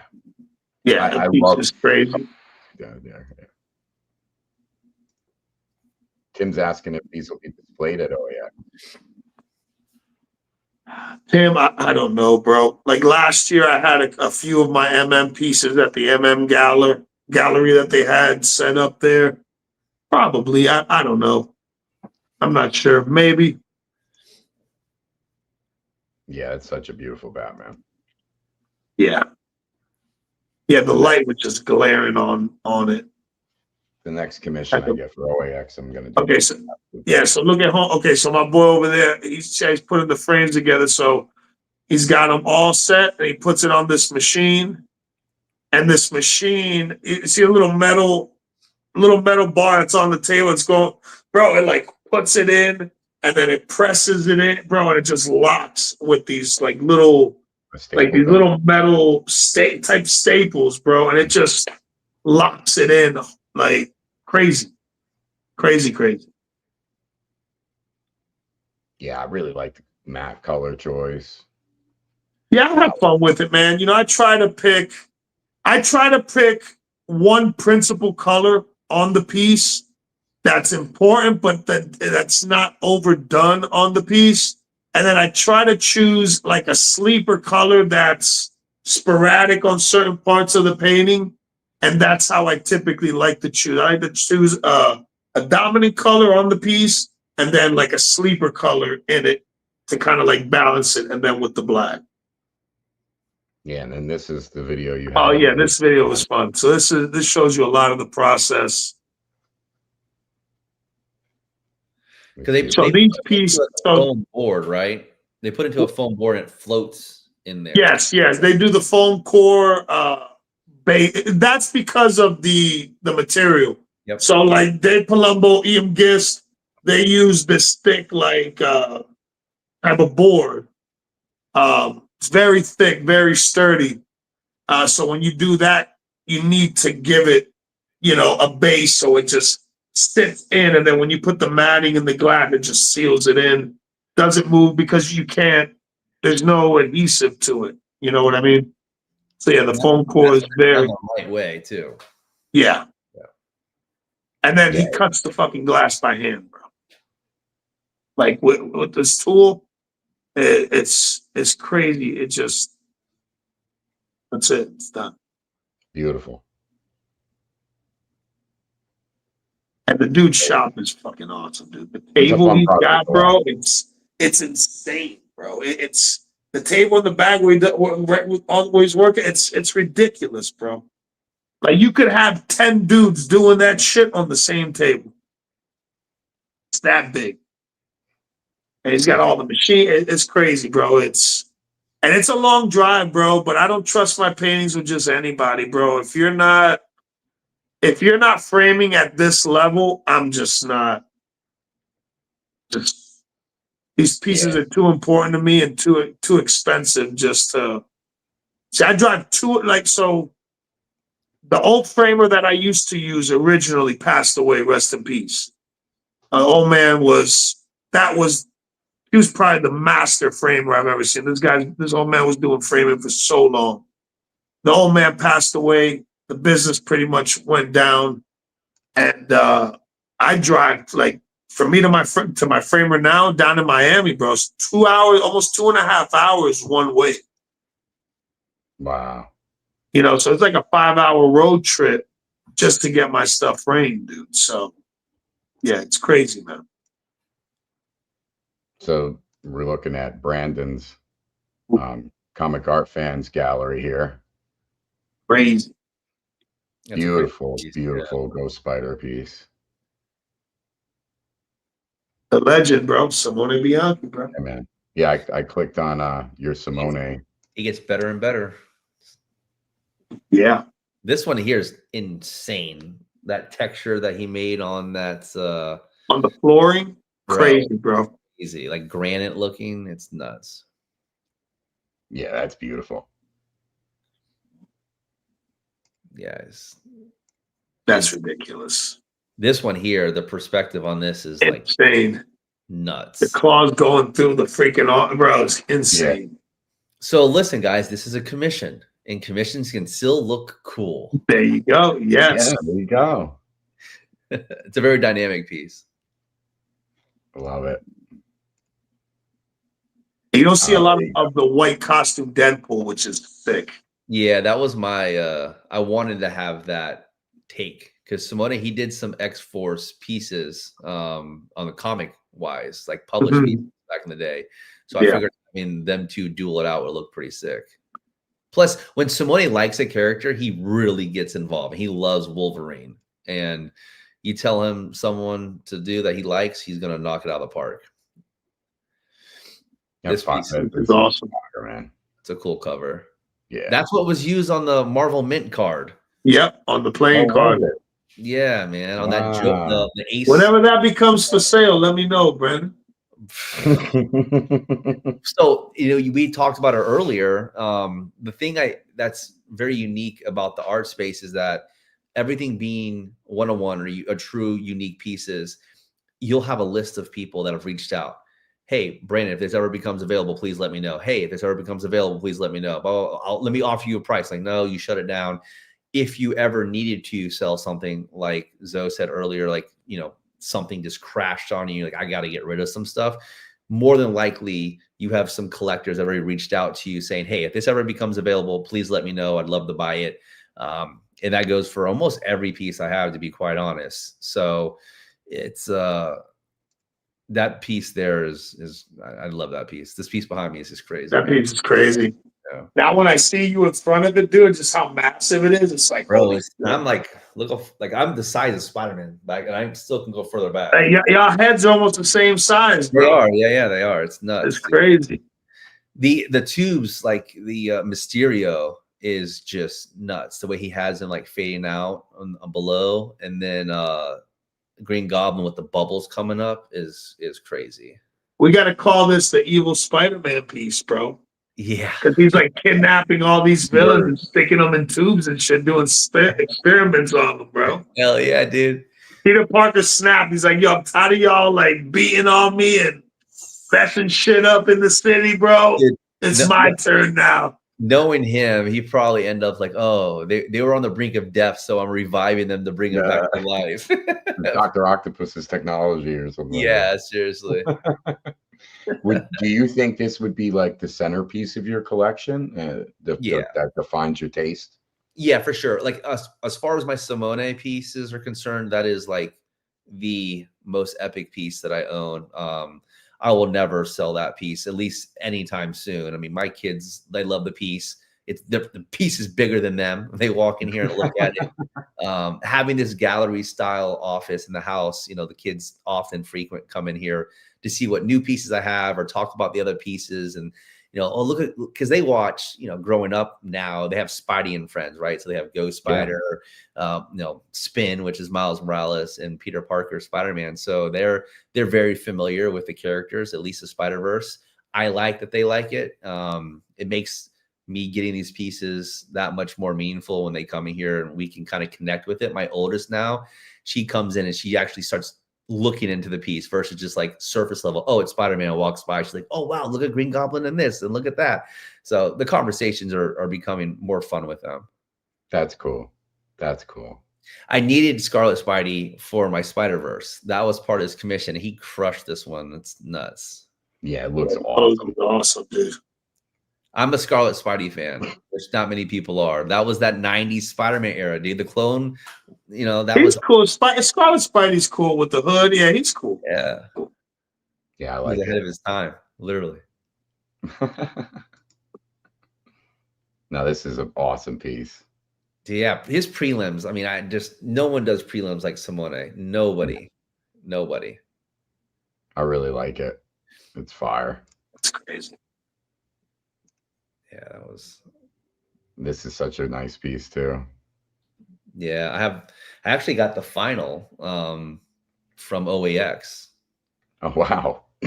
Yeah, I got the final and that piece at OAX. That's a cool one. Again, his prelims are crazy. They really are, yeah. Yeah. This is such an awesome piece. That one's nutty. Yeah. Yeah. That one's nutty. Carnage, Venom, and Spider-Man. It's wild. And this is at a time when his Venom was very classic take, not the crazy like alien symbiote that he likes to do now, especially Carnage too. So I really like this piece because it's a very classic take on the two. Yeah, that's fighting both of them in the middle. It's awesome. Yeah, I like the tongue. Wild piece. The foliage. You can look at there in Central Park. Yeah, that's what it looked like. The trees were getting ripped up. This is really cool. Good one. Yeah. MM territory here. Yeah, man. Look at I had to have a piece of card art from Simone. It took me, dude, forever to finally get an MM 2018 piece, bro. I can't track down the Spider-Mans and no one will sell them to me, so I had to settle on, Yeah, I couldn't find a Spider-Man for sale, bro. So yeah, it's just they get locked. I don't think people realize how hard it is to get a Spider-Man from a Marvel Masterpiece set, like an original Pam Spider-Man. Like, oh yeah, sure. They just get locked away, dude, and you'll never see. They'll never become available again, and that's it. That's the thing about art. Is like once a collector has it, They don't give a shit how much you're going to offer them. Don't DM me. Don't email me. I mean, right now with animation art, I've offered someone $80,000 for an animation cell, and he has not responded to my email.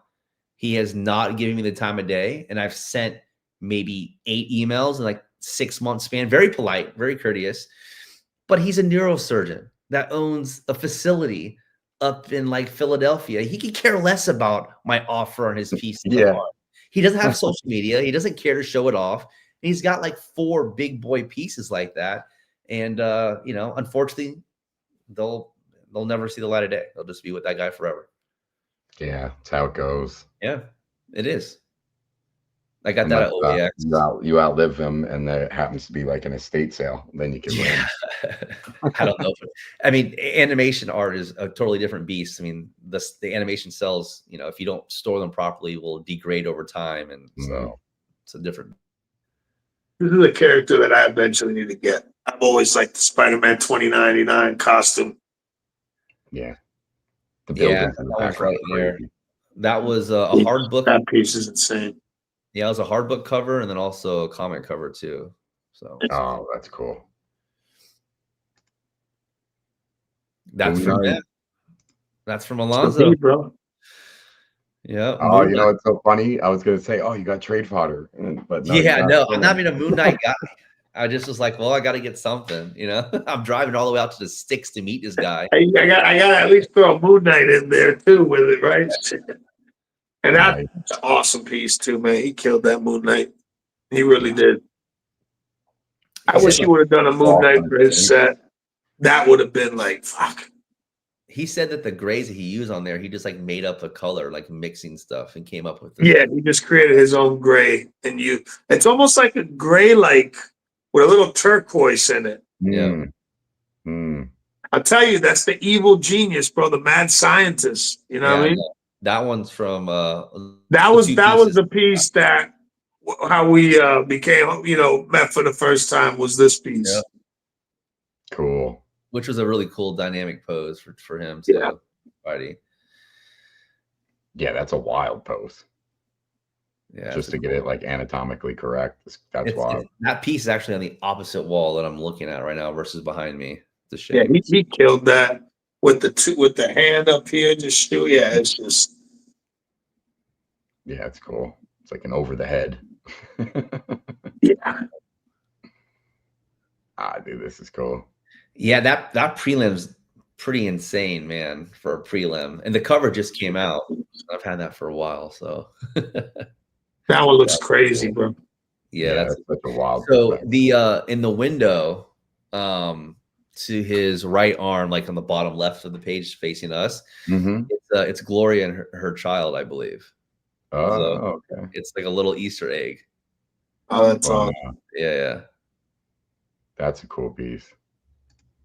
And that piece, you can literally frame it that way or flip it around and frame it and look at it the other way. For some reason, Simone does a lot of that with his work. When I uploaded my first photos of CAF, they were like super bright, but it's a lot more darker than that piece there. But that's the final of the same. That one's framed right here. Oh, okay. Yeah, that's a cool piece. That's a big piece. That's a big poster size piece. Oh, wow. I love that one. One's nutty. That one's crazy. I like that one a lot, bro.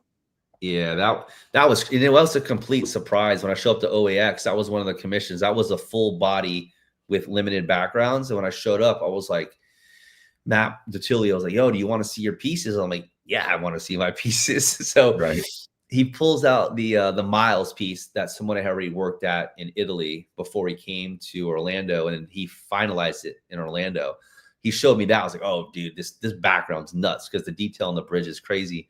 And then he's like, are you ready to see the black symbiote? I'm like, let's do it. He showed it to me. I'm like, oh my God. I think there's a reaction somewhere on YouTube where I'm like, no way. This is nuts. Yeah. Dude, that piece is nuts. Minimum background, and that's what you get. I know. That's what Matt and I were like, this is a cover, dude. Like, what? Yeah. This is crazy. This is it's crazy. Like spotlight. It reminds me of the the Romita Senior cover was Spidey on the wall, and like they've got the spotlight on them and stuff. Mm. Yeah, yeah. That's the vibe I get. It looks like he's really good. Yeah, it looks like he's running away from the police, right? He's in Yeah, the black like he's symbiote. on a wall, like it's at night, and they just put the spotlight on him. He's like, "Oh shit, yeah, It got me. Yeah, that's a cool piece. God, he really did a good awesome. job on that. This one was nuts. I got this at OAX too, and he had already shown it on his Instagram when he was painting it. I got hit up on this more than a lot of my pieces. It's just incredible, and the texture on his head, you could see it. You know, this whole piece is layered texture across. It's insane. Yeah, that's beautiful looking. That was There a it mile is. finish. Yeah, the background's crazy on that. The bridge and the flag up there. That's really cool. Yeah, I love that one. I saw him doing that one at OAX. Yeah. So those are my intro pieces. Besides what I got from Zoe, I had those commissions. I remember sitting on YouTube and Matt's like, all right, we're going to start, releasing the commission slots. And I was like, claim. I'm like, let me get in here. But obviously after that, now it's like, all right, let me try to focus on some other pieces, but it's hard to pass up an opportunity for a commission from a great artist. Yeah. Oh yeah, for sure. Especially one that lives in a different country, bro, and comes to the States maybe once, maybe twice a year, Yeah, absolutely. Yeah, take advantage when you can, man, for sure. I mean, that's definitely cover quality. Yeah. I think maybe got submitted. We'll see what happens. Yeah, it'd be cool. Yeah, if Marvel doesn't take that for a cover, I don't know what the hell they're doing. But the placement for everything is in the right spot. It's perfect, bro. You could have the title, the trade dress of the title. Yeah, that's a great point. Yeah, it would fit very well. We shall. I mean, how do you guys approach displaying your art? Is it like in a way that tells a story, or are you just filling up the walls? Well, I completed my Simone Bianchi Spider-Verse wall behind me, and then everything else is like artist specific or character specific on the rest of the office. The Magic the Gathering pieces, I'm actually framing it in the same style frame that will go together. So it looks like it's a collection of pieces, those three. So for me, it's artist specific and then character specific. Cool. I got a little bit of something going on. Like I've got a wall with a bunch of gift stuff. This wall behind me is pretty much all Marvel Masterpiece art, except for it's Magic. But just like the size, I need another big MM painting. So I think I'm going to move the Venom somewhere else and put some of the other smaller ones, but something like that, bro. But it gets to a point where you just have a lot of art, and sometimes you just got to fill the wall how it looks good. Okay, this will look good with this, Tim's asking, Brendan, do you got more commissions coming? I do. I asked to get 3 headshots from Simone Di Mio and do Ghost Spider, Spider-Man, and Miles, and like have them all framed together. I think that would look really cool from him. He does a really good headshot, and the price was really well, I thought.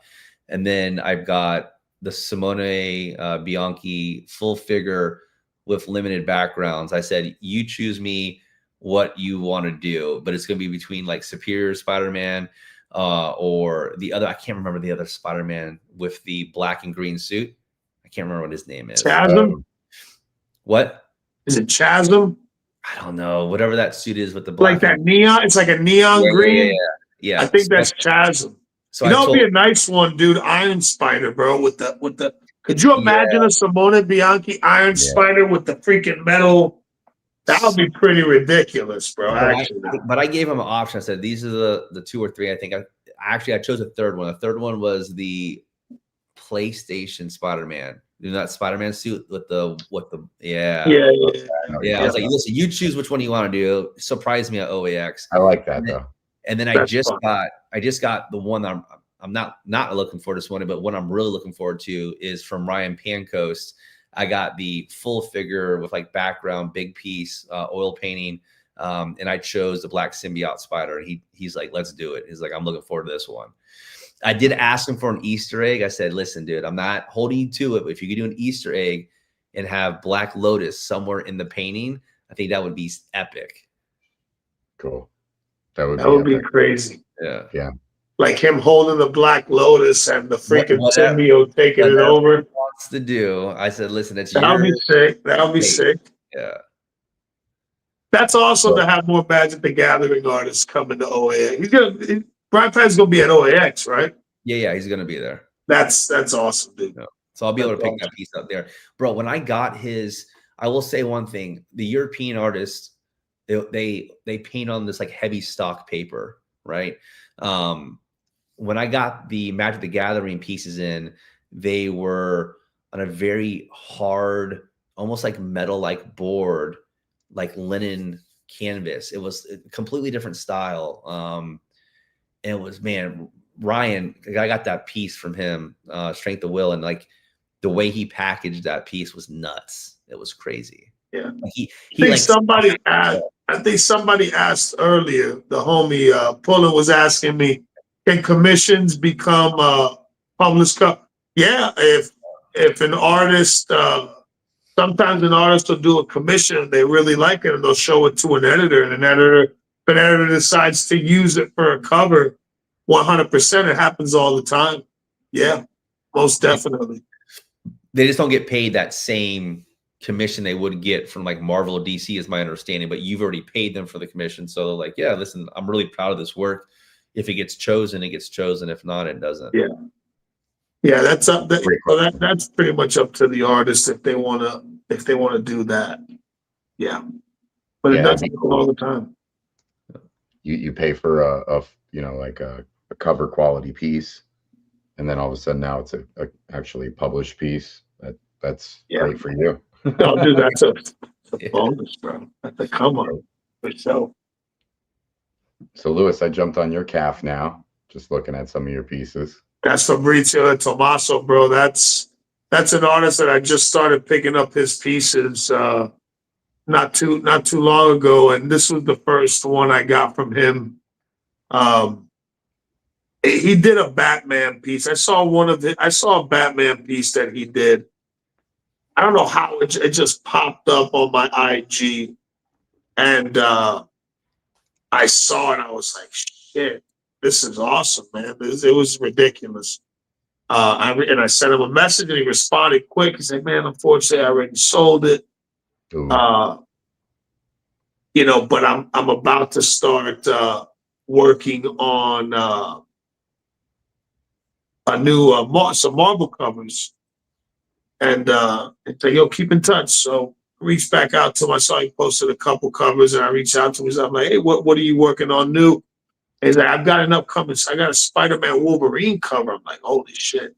Yeah, I'm like, bro, sign me up. That's a no-brainer. Batman, Spidey, Wolverine. Yeah, dude. And then I just, the pieces was ridiculous. I also did see one of his covers. Matt DiTullio had one. I think it was at OAX. It was a Sabretooth cover. And it was like just the styles. And it's like, I was like, bro, this dude's got this guy. When I saw that Batman cover, it was next level. And that's what opened my eyes to this artist. And he's been cranking out some crazy shit. So Fabrizio Tommaso, big time artist to keep an eye on. Now this piece is an artist that I like a lot. I've been watching this artist for a while. This artist did some covers for Tom McFarlane for Spawn. Did a bunch of Spawn covers. And he did a cover that went viral, dude. It was just insane. This is the homie puppeteer Lee. Lee's awesome artist, super cool dude. And I was wanting one of his pieces like bad. I wanted a Spider-Man or a Venom, because he's done some Spider-Man Venom stuff that is fucking wild. And his Spawn covers he's probably doing some of the best Spawn covers out right now. And when he reached out to me, can you go back to that one piece real quick? Oh yeah. Sorry. So I reached out to him to see what he had coming up, and he had a Psylocke piece. But I was like, I already had 2 Psylocks. I'm like, I'm not gonna get a 3rd Psylock. He's like, if you don't want the Psylock, I told him I already got Psylocks. I'm about to start working on a Magic cover. If you want, I can show it to you when I finish. And I was like, dude, that would be awesome. When this dude sent me this image, bro, I was like, how much? This done, sold, no negotiating, done. I'll take it. This piece is, I've had more people in the last like 3 months reach out to me to try to buy this piece off CAF, off Instagram. Like this, I have so many people that are after this piece. It is just next level. Puppeteer Lee's on another level. Guy's ridiculous. So this is a piece like, bro, I don't need another Magic. You know, I didn't have a Magic. I like the character. And just to diversify. Like I wasn't, his Psylocke was insane, but this piece is on a totally different level. The amount of attention this piece got on his Instagram was crazy. Yeah, that's beautiful. So I didn't have a Magic, so boom, had a Magic. You know? Yeah, it's a beautiful piece. Yeah. And the detail on her arm, you could see her transforming in her eye on the side. Bro, just the body type, you know, like it looks just funny. It's just hot. It's hot. The pale white skin, just The body type. muscles, you know what I mean? Like, bro, listen, bro, I'm Cuban, bro. My wife's Cuban, so you know, Latinas, you know, they thick, and you know, who doesn't like a thick, you know, nice piece of art, right? Well, I think he did really well in her midsection, just like showing the way that yes, her like movement in is shape, important. Yeah, like it's just he captured the movement really well. Yeah. Then you've got her transforming to the demon side, and you can see one of her eyes is changing, and it's crazy, man. It's crazy. This is an artist I need more of. I need more Puppeteer Lee. I am slacking like a motherfucker on Puppeteer Lee right now, but I need to reach out to Lee and see what he's doing. But I need at least a few more one pieces character I need Spawn. And I would love his Spawn because his Spawn is like nuts. The blacks that he uses, the depth in the black, it's negative space is nuts. It's dark. It's gritty. It's grimy. It's very goth like it's it's goth. Very gothic. He's got a lot of. I look at his art. His art to me is like anime realism. Okay, yeah, he's you know what I mean. I need a Spawn. Yeah. Yeah. So a lot of his pieces have that anime. I believe he's Oriental. If I forget what country he's from, I don't want to pick a country and but you can just see that, that anime, that Asian influence in the art. It's with the realism, bro. That's Puppeteer Lee, bro. He's a beast. Yeah, it's beautiful. Monster artist. Yeah. And then the Batman, absolute Batman. Yeah, him. Yeah. Absolute legend. I highly recommend checking out that new comic. Well, it's been like a year, but Yeah. Love again, this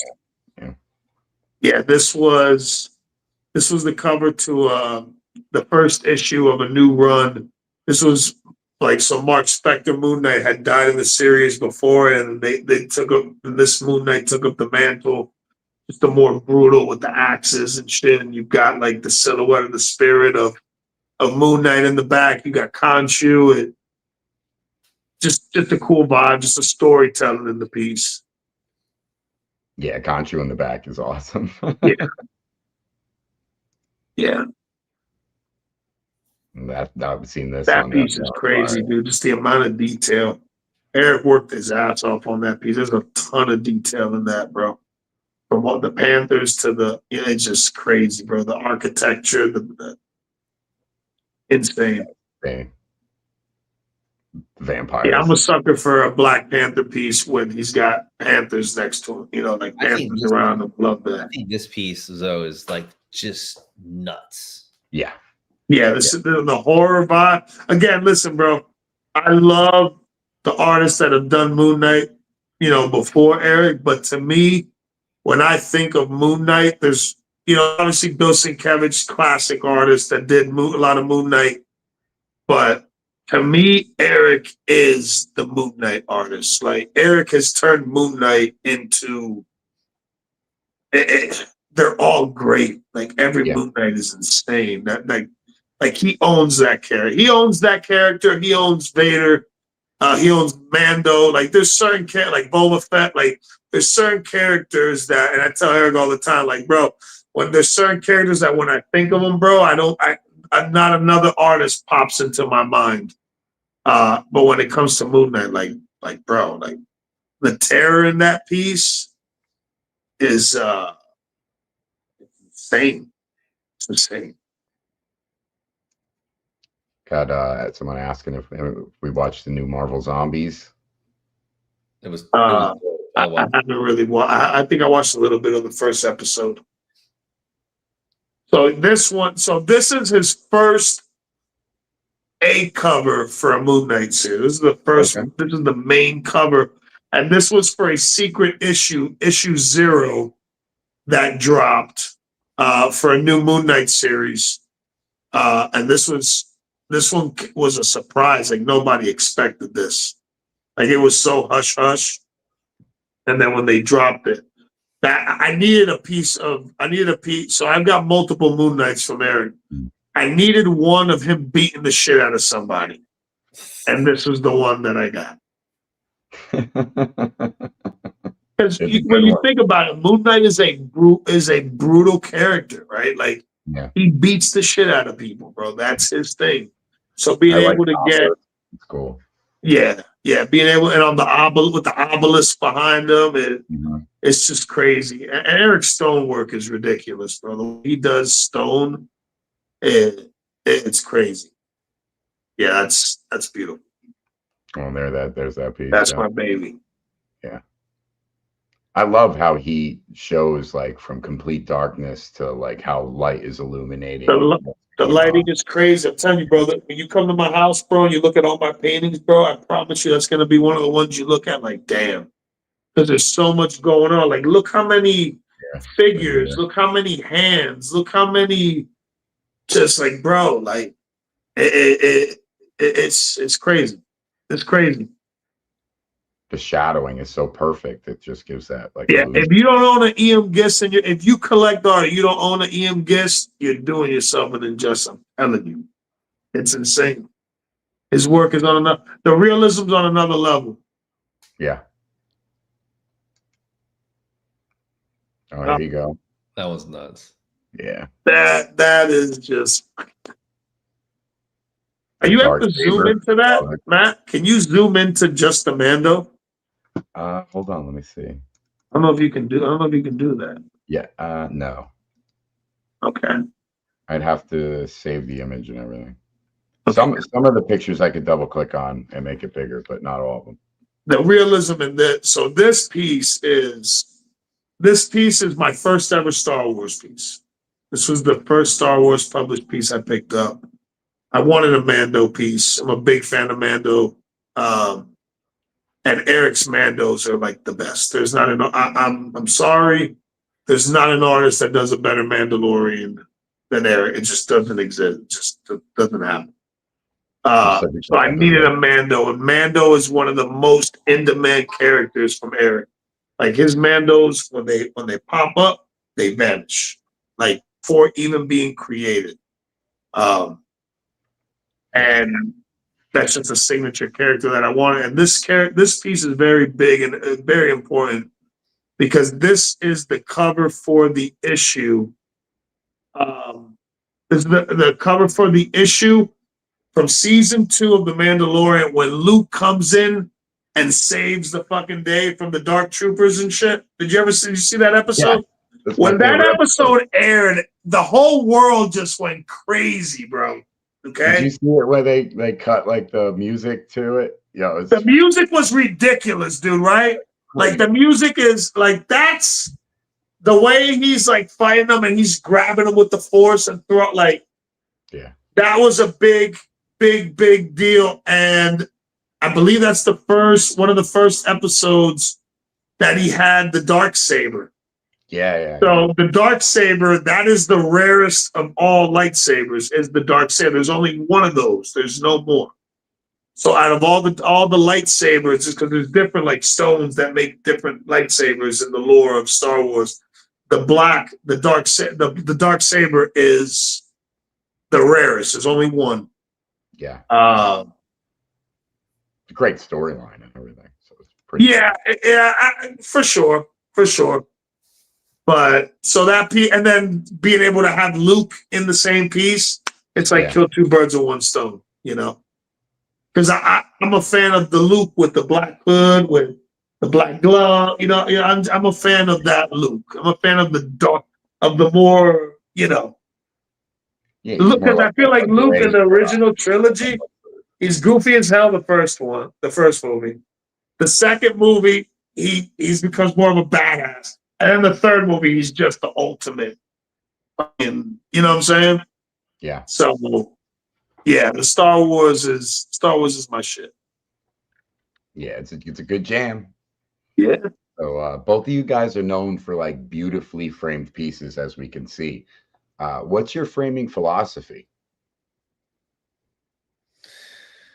For me, it's just making sure that the best pieces I have get framed. I have a portfolio of some stuff that isn't framed. So if it deserves to be on the wall, it will get framed. And I think the more special the pieces, the more special the frame will be for me. I know Lewis kind of like keeps, for the most part, the same type of styling. I was doing that, and I started changing up the frames a lot to accentuate the piece a little bit more. So for me, the more special the piece, the more special the frame. Makes sense. Okay. Yeah. I feel like framing a piece brings it to life. You know, I feel like if you've got nice art, even if you've got a commission, like if you've got a pencil and ink commission, framing art takes your art to another level visually. Yeah. You know, and it forces you to put it on the wall. You know, a lot of people collect in art in portfolio, which is awesome. It's cool. But when you take one of those pieces, even if it's just a prelim, right? Even if it's just a pure pencil prelim, like the Dan Dos Santos prelim, that prelim framed up, because I framed a few of those up. Yeah. I got a plan for it. Frame is gonna change, bro. I'm telling you. Yeah. And you get the. I think were we talking about it with were we talking about that? We were talking. Okay. Okay. So once that gets framed up, it just takes your shit to another level. It makes it so nice, and yeah, framing's expensive, unfortunately, man. If you're doing custom framing, it's very expensive. All right, I got a plan though. I got a lot of inspiration for what you previously did with your preliminary art pieces. OAX Dan signed the preliminary art card of Man Thing for me. Perfect. So I'm gonna do like the card in the center and then preliminary art. So you took it another level than me. I didn't even get my card signed. That's a good idea. I like that. Yeah, and I like that. That's smart. Red, so I'm like his eyes are red. So I want to give him that like maybe like an not off white, but like probably maybe like flat white, and then do the red, the same red as the ink that he signed. What I like for the prelims is I like to like choose an important color for the character, even if it's just one, right? Like just for Man Thing, I'm thinking fucking like Mossio green.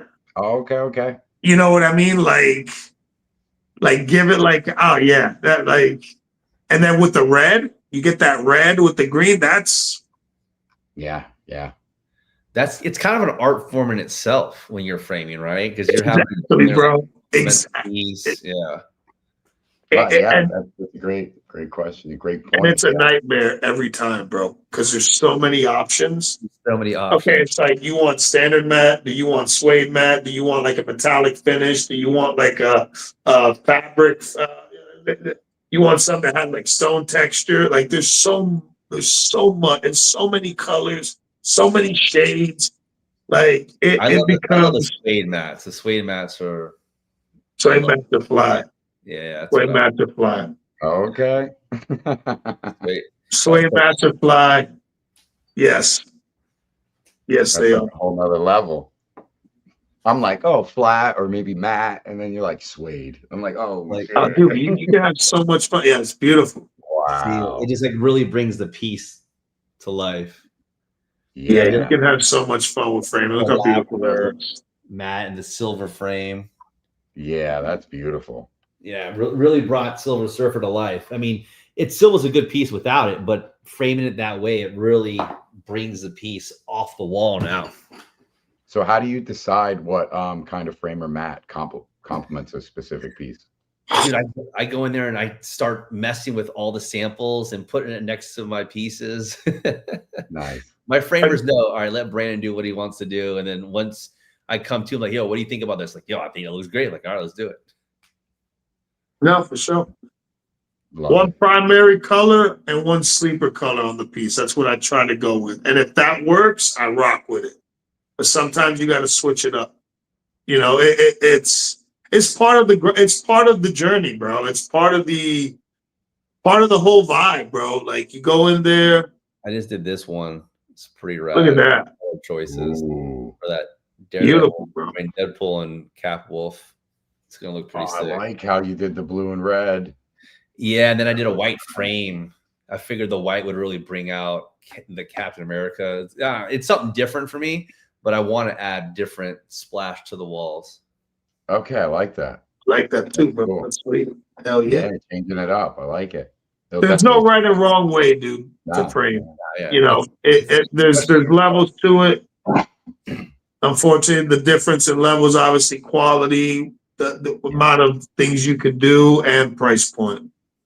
But there's so many options, dude, and there's no wrong way to do it. You know, just whatever's right for you, whatever colors you like, whatever you think is cool. Just have fun with it, man. You know. And you're using museum glass on all your pieces? Everything that's painted, yes. Okay. Yeah. UV free, glare free. It's the best. You can't go wrong. Discount free? No. No. There's no discount on museum glass. Done the Museum right glass is like 40, probably like shit. Probably half the value of your frame job is the glass alone. Yeah. Wow. And then the mats are expensive, bro. Like Bro, shit. I start doing the suede ones, and it starts like It's like $120 each. Like for suede, there's like $120, $130 per mat. So if you drop 3 mats on that bit, like there or there, then you got like another. You know, it can get really crazy, bro. Framing can get really crazy, man. Nice. I try to do more acrylic museum grade on some of my pieces, simply because I am afraid of the glass like breaking a lot too. That's usually what happens in transport. Yeah. Why some artists, if they're framing their own pieces, they choose the glass for their house if it's not leaving. But if they're selling the piece, they'll do the acrylic just in case in shipping something were to shatter. And that shit's more expensive than the regular museum glass. The acrylic museum stuff is more expensive. Makes sense. Yeah, it's like shatter resistant, right? Mm-hmm. I mean, listen, I think we've heard some horror stories with frames and glass breaking and messing paintings up. So it's like you just want to be as careful as possible. Yeah. Go the extra mile. Yeah. Better safe than sorry. Yeah, it's a great point. How do you guys manage wall space and lighting, especially when you got more art than walls? Need to buy a bigger house. Need a bigger boat. Shit, my art. I told my wife to get ready. Art's gonna start leaking through the house. I tell my wife I told her the inevitable was coming. So next to your beautiful decor, there's gonna be a fucking Spider-Man crotch shot. I'm trying to talk her into allowing me to do the master bedroom because no one goes in a master bedroom. So I'm like, let me just have the master bedroom. It's okay. You don't care about it. No one goes upstairs in there anyways.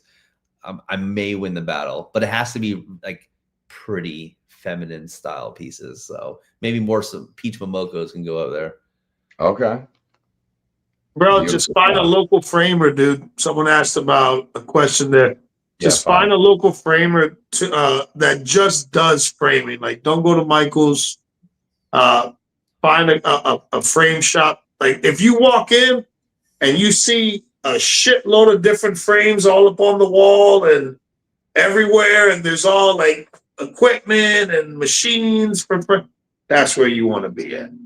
Be careful at Michael's. I used to frame my my sketches from animation art with them, and then I'd end up selling them, and I'd take them out the frame. And when I was cutting them out the frame on the back, I realized that they were using like tape to put the piece in, and then that tape would just adhere to that paper. And I'm like, oh my God, you like ruined like a $2,000, $3,000, $4,000 piece. And it's just like, it would blow my mind that, you know, I was going that route, but I didn't know any better, you know, because you're just getting in space. And this was years ago when I was doing animation art.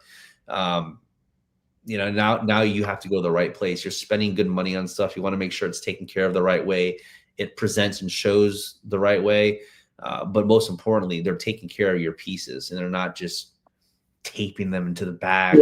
Yeah, like the most taping and if you do need a piece of tape for certain type of like tape, make sure it's acid free and they're using like high level quality adhesive for your piece that's not going to damage. Like that's why you got to go to a local frame shop that's all they do is framing, because they know what they're doing. Most of these cats at like Michael's and shit, like they just work there and they chose to work in there. They're most of the stuff. I'm gonna be honest. I'd say I don't know if all of it, but I'd say the majority of their stuff that they frame at Michael's, they just take your shit and ship it somewhere to get it framed, and then they get it back. Okay, your stuff's here. It's ready.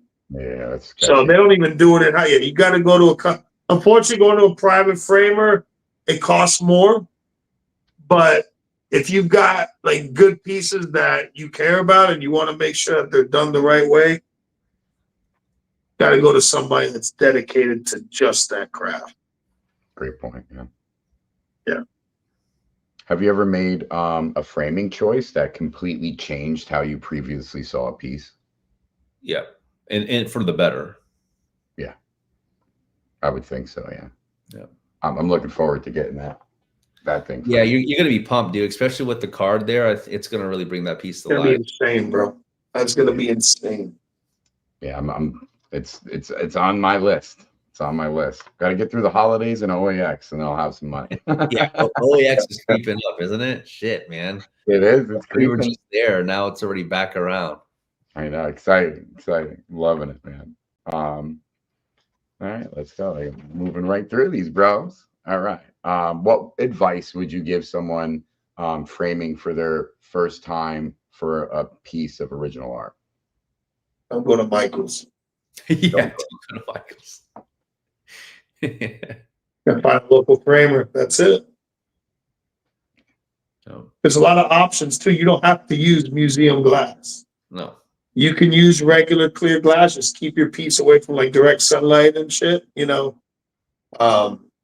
you don't have to use 3 mattes. You can use 1 matte color or 2. You know, just whatever makes. Just make sure you get someone that does the right thing, that does the right job. Yeah, you don't want glue. After that, that's all up to you. The color, the style, how much you want to spend. Yeah, still go to Michael's. So we touched on this a little bit, but I'll come back at it. How does framing change the feeling of a piece? Do you feel that it elevates the art? I mean, 1,000%. You mentioned it earlier. Is it pop art, fine art? Like framing it and put it on the wall, it becomes realized. You know, not just sitting in a portfolio. Like I can come in and enjoy what I've paid for to look at and really sit back and say to myself, wow, I own this piece. This piece is remarkable. And every time I look at something, it's something different that I find in the painting itself. So yeah, I mean, to me, I'm curating my own gallery in my house. Oh, okay. I like that. Yeah, that's great. Yeah, I agree, man. I agree. $10 walk through if you want. Yeah, there you go. So while with what you're saying with curating like your own gallery, how do you what would you want or hope someone's first impression seeing your gallery would impact? Impressed by not only the volume, but the volume of quality. Yeah. Yeah. Quality is, I think, importance, like the importance, like the history of the pieces, the importance of the publication, like, you know, I like that. Yeah. yeah, that, and again, just, I, I want when people, because I collect art for myself. Yep. I buy pieces of art that call to me. Some people may not like the shit I collect, you know, and that's cool. That's fine. That's not a problem. So I buy art for myself. What I would, you know, what I want people to say is, listen, when I look at a piece in his collection, I may not be a fan of Star Wars or Marvel or DC, but when I look at the caliber of art in his collection across the board, it's all high caliber, like high talent created this. It may not be an IP or a character that's my thing, but when I see this guy's collection, I see greatness in the craft, on the artist that he chose. You know, like there's no booty art, like it's all high level art. And that to me is important.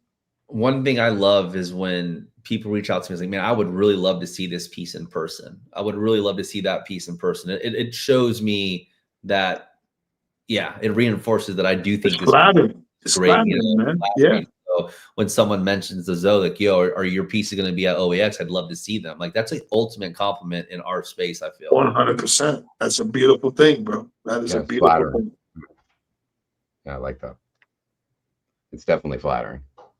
Because very flattering, bro. Very flattering. I'd love to see both of you in a walk. I like to see everybody with art, bro. I feel like art is such an important thing for humans, bro. Like we've been appreciating art and loving art for shit since fucking cavemen was doing art on the walls and inside of caves and shit, bro. Like it's part of our a part of us being human beings. Music, art, you know, like. I want to see everybody with art, bro. I love to see everybody come up on art and build their collections and get into the space. Like that's fucking awesome, dude. Yeah, more and more people I do. When we started buying paintings, like started with Dan said, when we started buying Dan's art to now, the amount of homies that were just card collectors that are collecting art now, some at a low, you know, they didn't go crazy, but they've got art now. Some went fucking crazy, you know, buying art. Like the amount of people engaging buying art is wild now, bro. It's awesome. It's awesome. It's a good thing to see. It's a beautiful thing to see. Yeah. It's always nice to see something you believe in thrive and do good, and other people see the value that you see in it, whether it's money or excitement or just appreciation and love for the art. Like it's a beautiful thing, man. It's a good feeling. When you curate or rearrange your art, are you thinking like a designer or just following instincts of how your art is on the wall? I take photos and then match them up to see where I want to put them at. So like I already have this opposite wall planned out when I get my Magic the Gathering pieces back, how I'm going to shift everything around. I like that. See, it's almost like you're virtually seeing how you want the wall to look. Okay. Yeah. I have to be able to visualize what it, I mean, right now I got stuff on the other wall that's like all over the place, but as some of these bigger pieces come in, the focal point on that wall, opposite this Bianchi, is going to be the Ryan Pancoast Magic the Gathering Spider-Man. I just love that piece. That piece is top tier. Beautiful piece. Yeah, I hate hanging up paintings on the walls, bro. I'm sure. I hate having to bring out the tape measure and the fucking. I have to have my wife, baby, hold the tape measure, and dry. I hate it, bro. I really do, because now I've got this wall. I've got like 6 pieces here that I gotta put on the wall in some point. I hate it, bro. I wish I could just blink and they're the way I want them on the wall. Oh, but hanging up paintings is a pain in the ass, at least for me, bro. Oh yeah, because my OCD kicks in, and I'm like, oh, am You I want in to the make right sure those things position are between this one across and that even. one? Oh, bro, No, dude, so dude. that's the mistake, is that you don't want to do that, because then you're obsessed over it. So you try to stagger. See, you'll have a little staggering going on. Then I don't have to worry about. And that probably makes the most sense. I don't have to worry about all I, like. you know, I I'd did be pretty like, good oh, with all the this small big, ones this big. behind me. So I did 6 and 6, and they're fucking like, bro, I went crazy with it. But yeah, it's a nightmare, bro. It's a Swear nightmare. your walls aren't even. Yeah, if your walls aren't even. Yeah, it's insane, dude. Hobbit house. Have you guys ever reframed a piece? No. No. Okay. So one and done. You're happy how it is. Oh no, I take that back. I've reframed pieces that I've got, like the MM stuff from Dan. They all came framed. I've got one reframed, and these eventually are going to get reframed. These will be the next 6 I take to my guy. They just don't. The frame and the colors are all the same colors. There's no like yeah. That's the next step for me. That was Dan's framing though, right? He did on those pieces. Yeah, that's. I'll put them away and stash them away. But I'm gonna just go do my regular framework with the colors and everything. Mhm. But that's pretty much it. I've never like framed a piece that I'm like not happy with the color choice. Let me just redo it now, bro.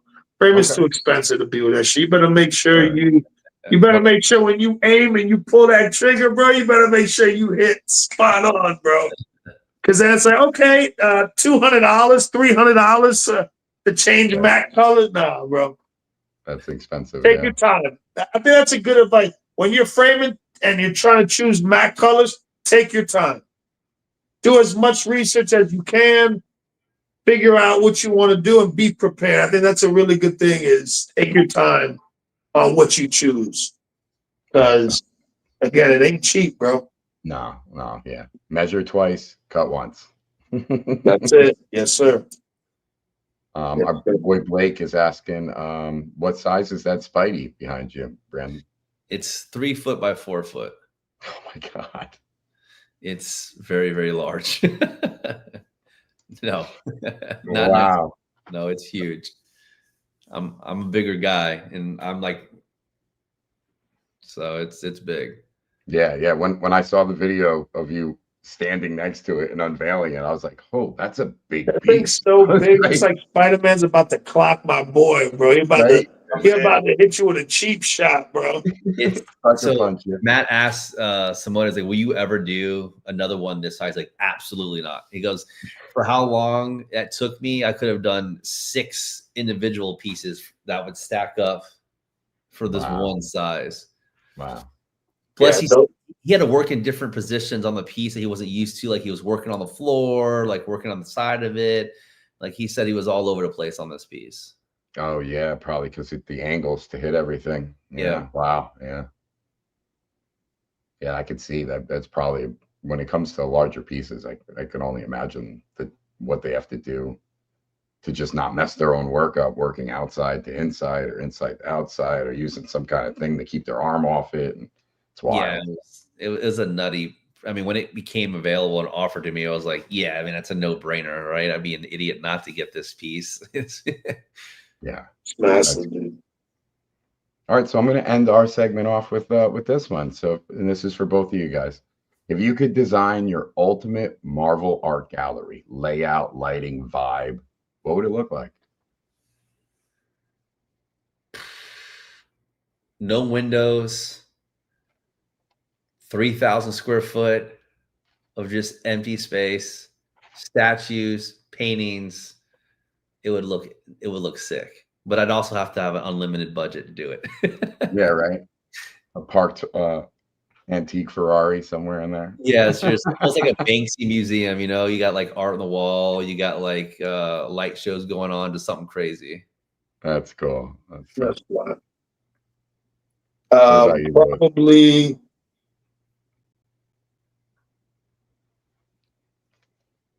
like some like Roman like palace type shit, right? You know, Okay. Stone floor, stone wall, everything. Paintings just down corridors with, you know, that'd be cool. That'd be cool. So Lake Como. Yeah. When I think about, you ever seen the movie Troy Yeah. with Brad Pitt? Yeah. So like, there's a scene where they're like in like this, I don't know, like in this temple thing, and it there's like lavish shit everywhere, furniture and like little pool, and like some fancy ass like Rome shit. You know what I mean? Like Yeah. I like that'd be that. fly. All right. Or like So a castle, dog, like an old castle. Imagine a castle just full of fucking marble art. Could you imagine that shit? Like, well, when you first brought that up to where you were like, dude, the painting behind you is like something you would see on just like a giant yeah, wall. dude. That's Yeah. what I thought. I was like, Just oh, like imagine a corridor and huge. every like there's just paintings that size. Just bum, bum, bum, bum. Crazy. Like Doom sitting on a throne or something, yo. That'd be sick, bro. All right, drum roll. Matt's got it. His opening here live. Yeah, guys. Oh, let's see this, bro. I'm excited. I've been waiting to open this up to do it with you guys. He sent me a picture, but I looked at it briefly, but didn't look at it, like really look at it. So we're gonna open this up. It is Man Thing. You look at it first. You look at it first. Whoa. Dude, he added the raccoons for me, man. That's my thing. I love asking artists to add raccoons somewhere, yo. Make yourself big. Let's see that thing, bro. Damn, it looks like, you guys ever see Pocahontas, the Disney movie? Yes. These things look like Miko, yo. How do I make myself bigger now? Whoa, hey, brother. Here we go. There we go. All right. Oh, dude, that's sick. Oh, look at the raccoon. That's funny. Look at the raccoon, bro. That is crazy, dude. That is cool. Wow. Are they in his hand? Or are they in a... Oh, no. Okay, I see his two hands separated in the trees. Yeah, they're in like the Y of the tree. And then he's got them on his shoulder, too. I like the lighting in the back. Yeah. I like the rays of light, like cutting through the canopy and shit. That looks sweet. I like that you do the Easter egg with the raccoons. That's very unique. Yeah, that's what I've been trying to do with my commissions.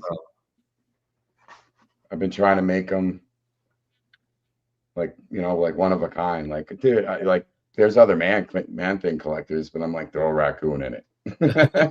That piece frame will look ridiculous, bro. Yeah, dude. I'm super happy with this. Jared, you did an amazing job. Big congrats, man, to both of you guys. Wow. The lighting looks sick through the forest. Yeah, the lighting's awesome. Wow. I'm super stoked to frame that. Thank you, Jared. All right, and then the last little piece here is from our boy Donnie. Donnie sent me this. He's been working on some pieces. I'm excited to share this with you guys.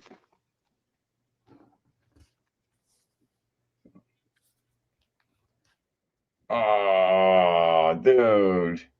Oh, that's good. That's awesome. Yeah, it's great, Donnie. Very nice. Pull this out of there to get rid of that glare. Wow, Donnie, you did a great job, dude.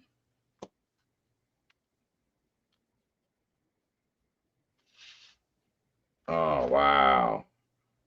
Cthulhu vibe, yo. Awesome, dude.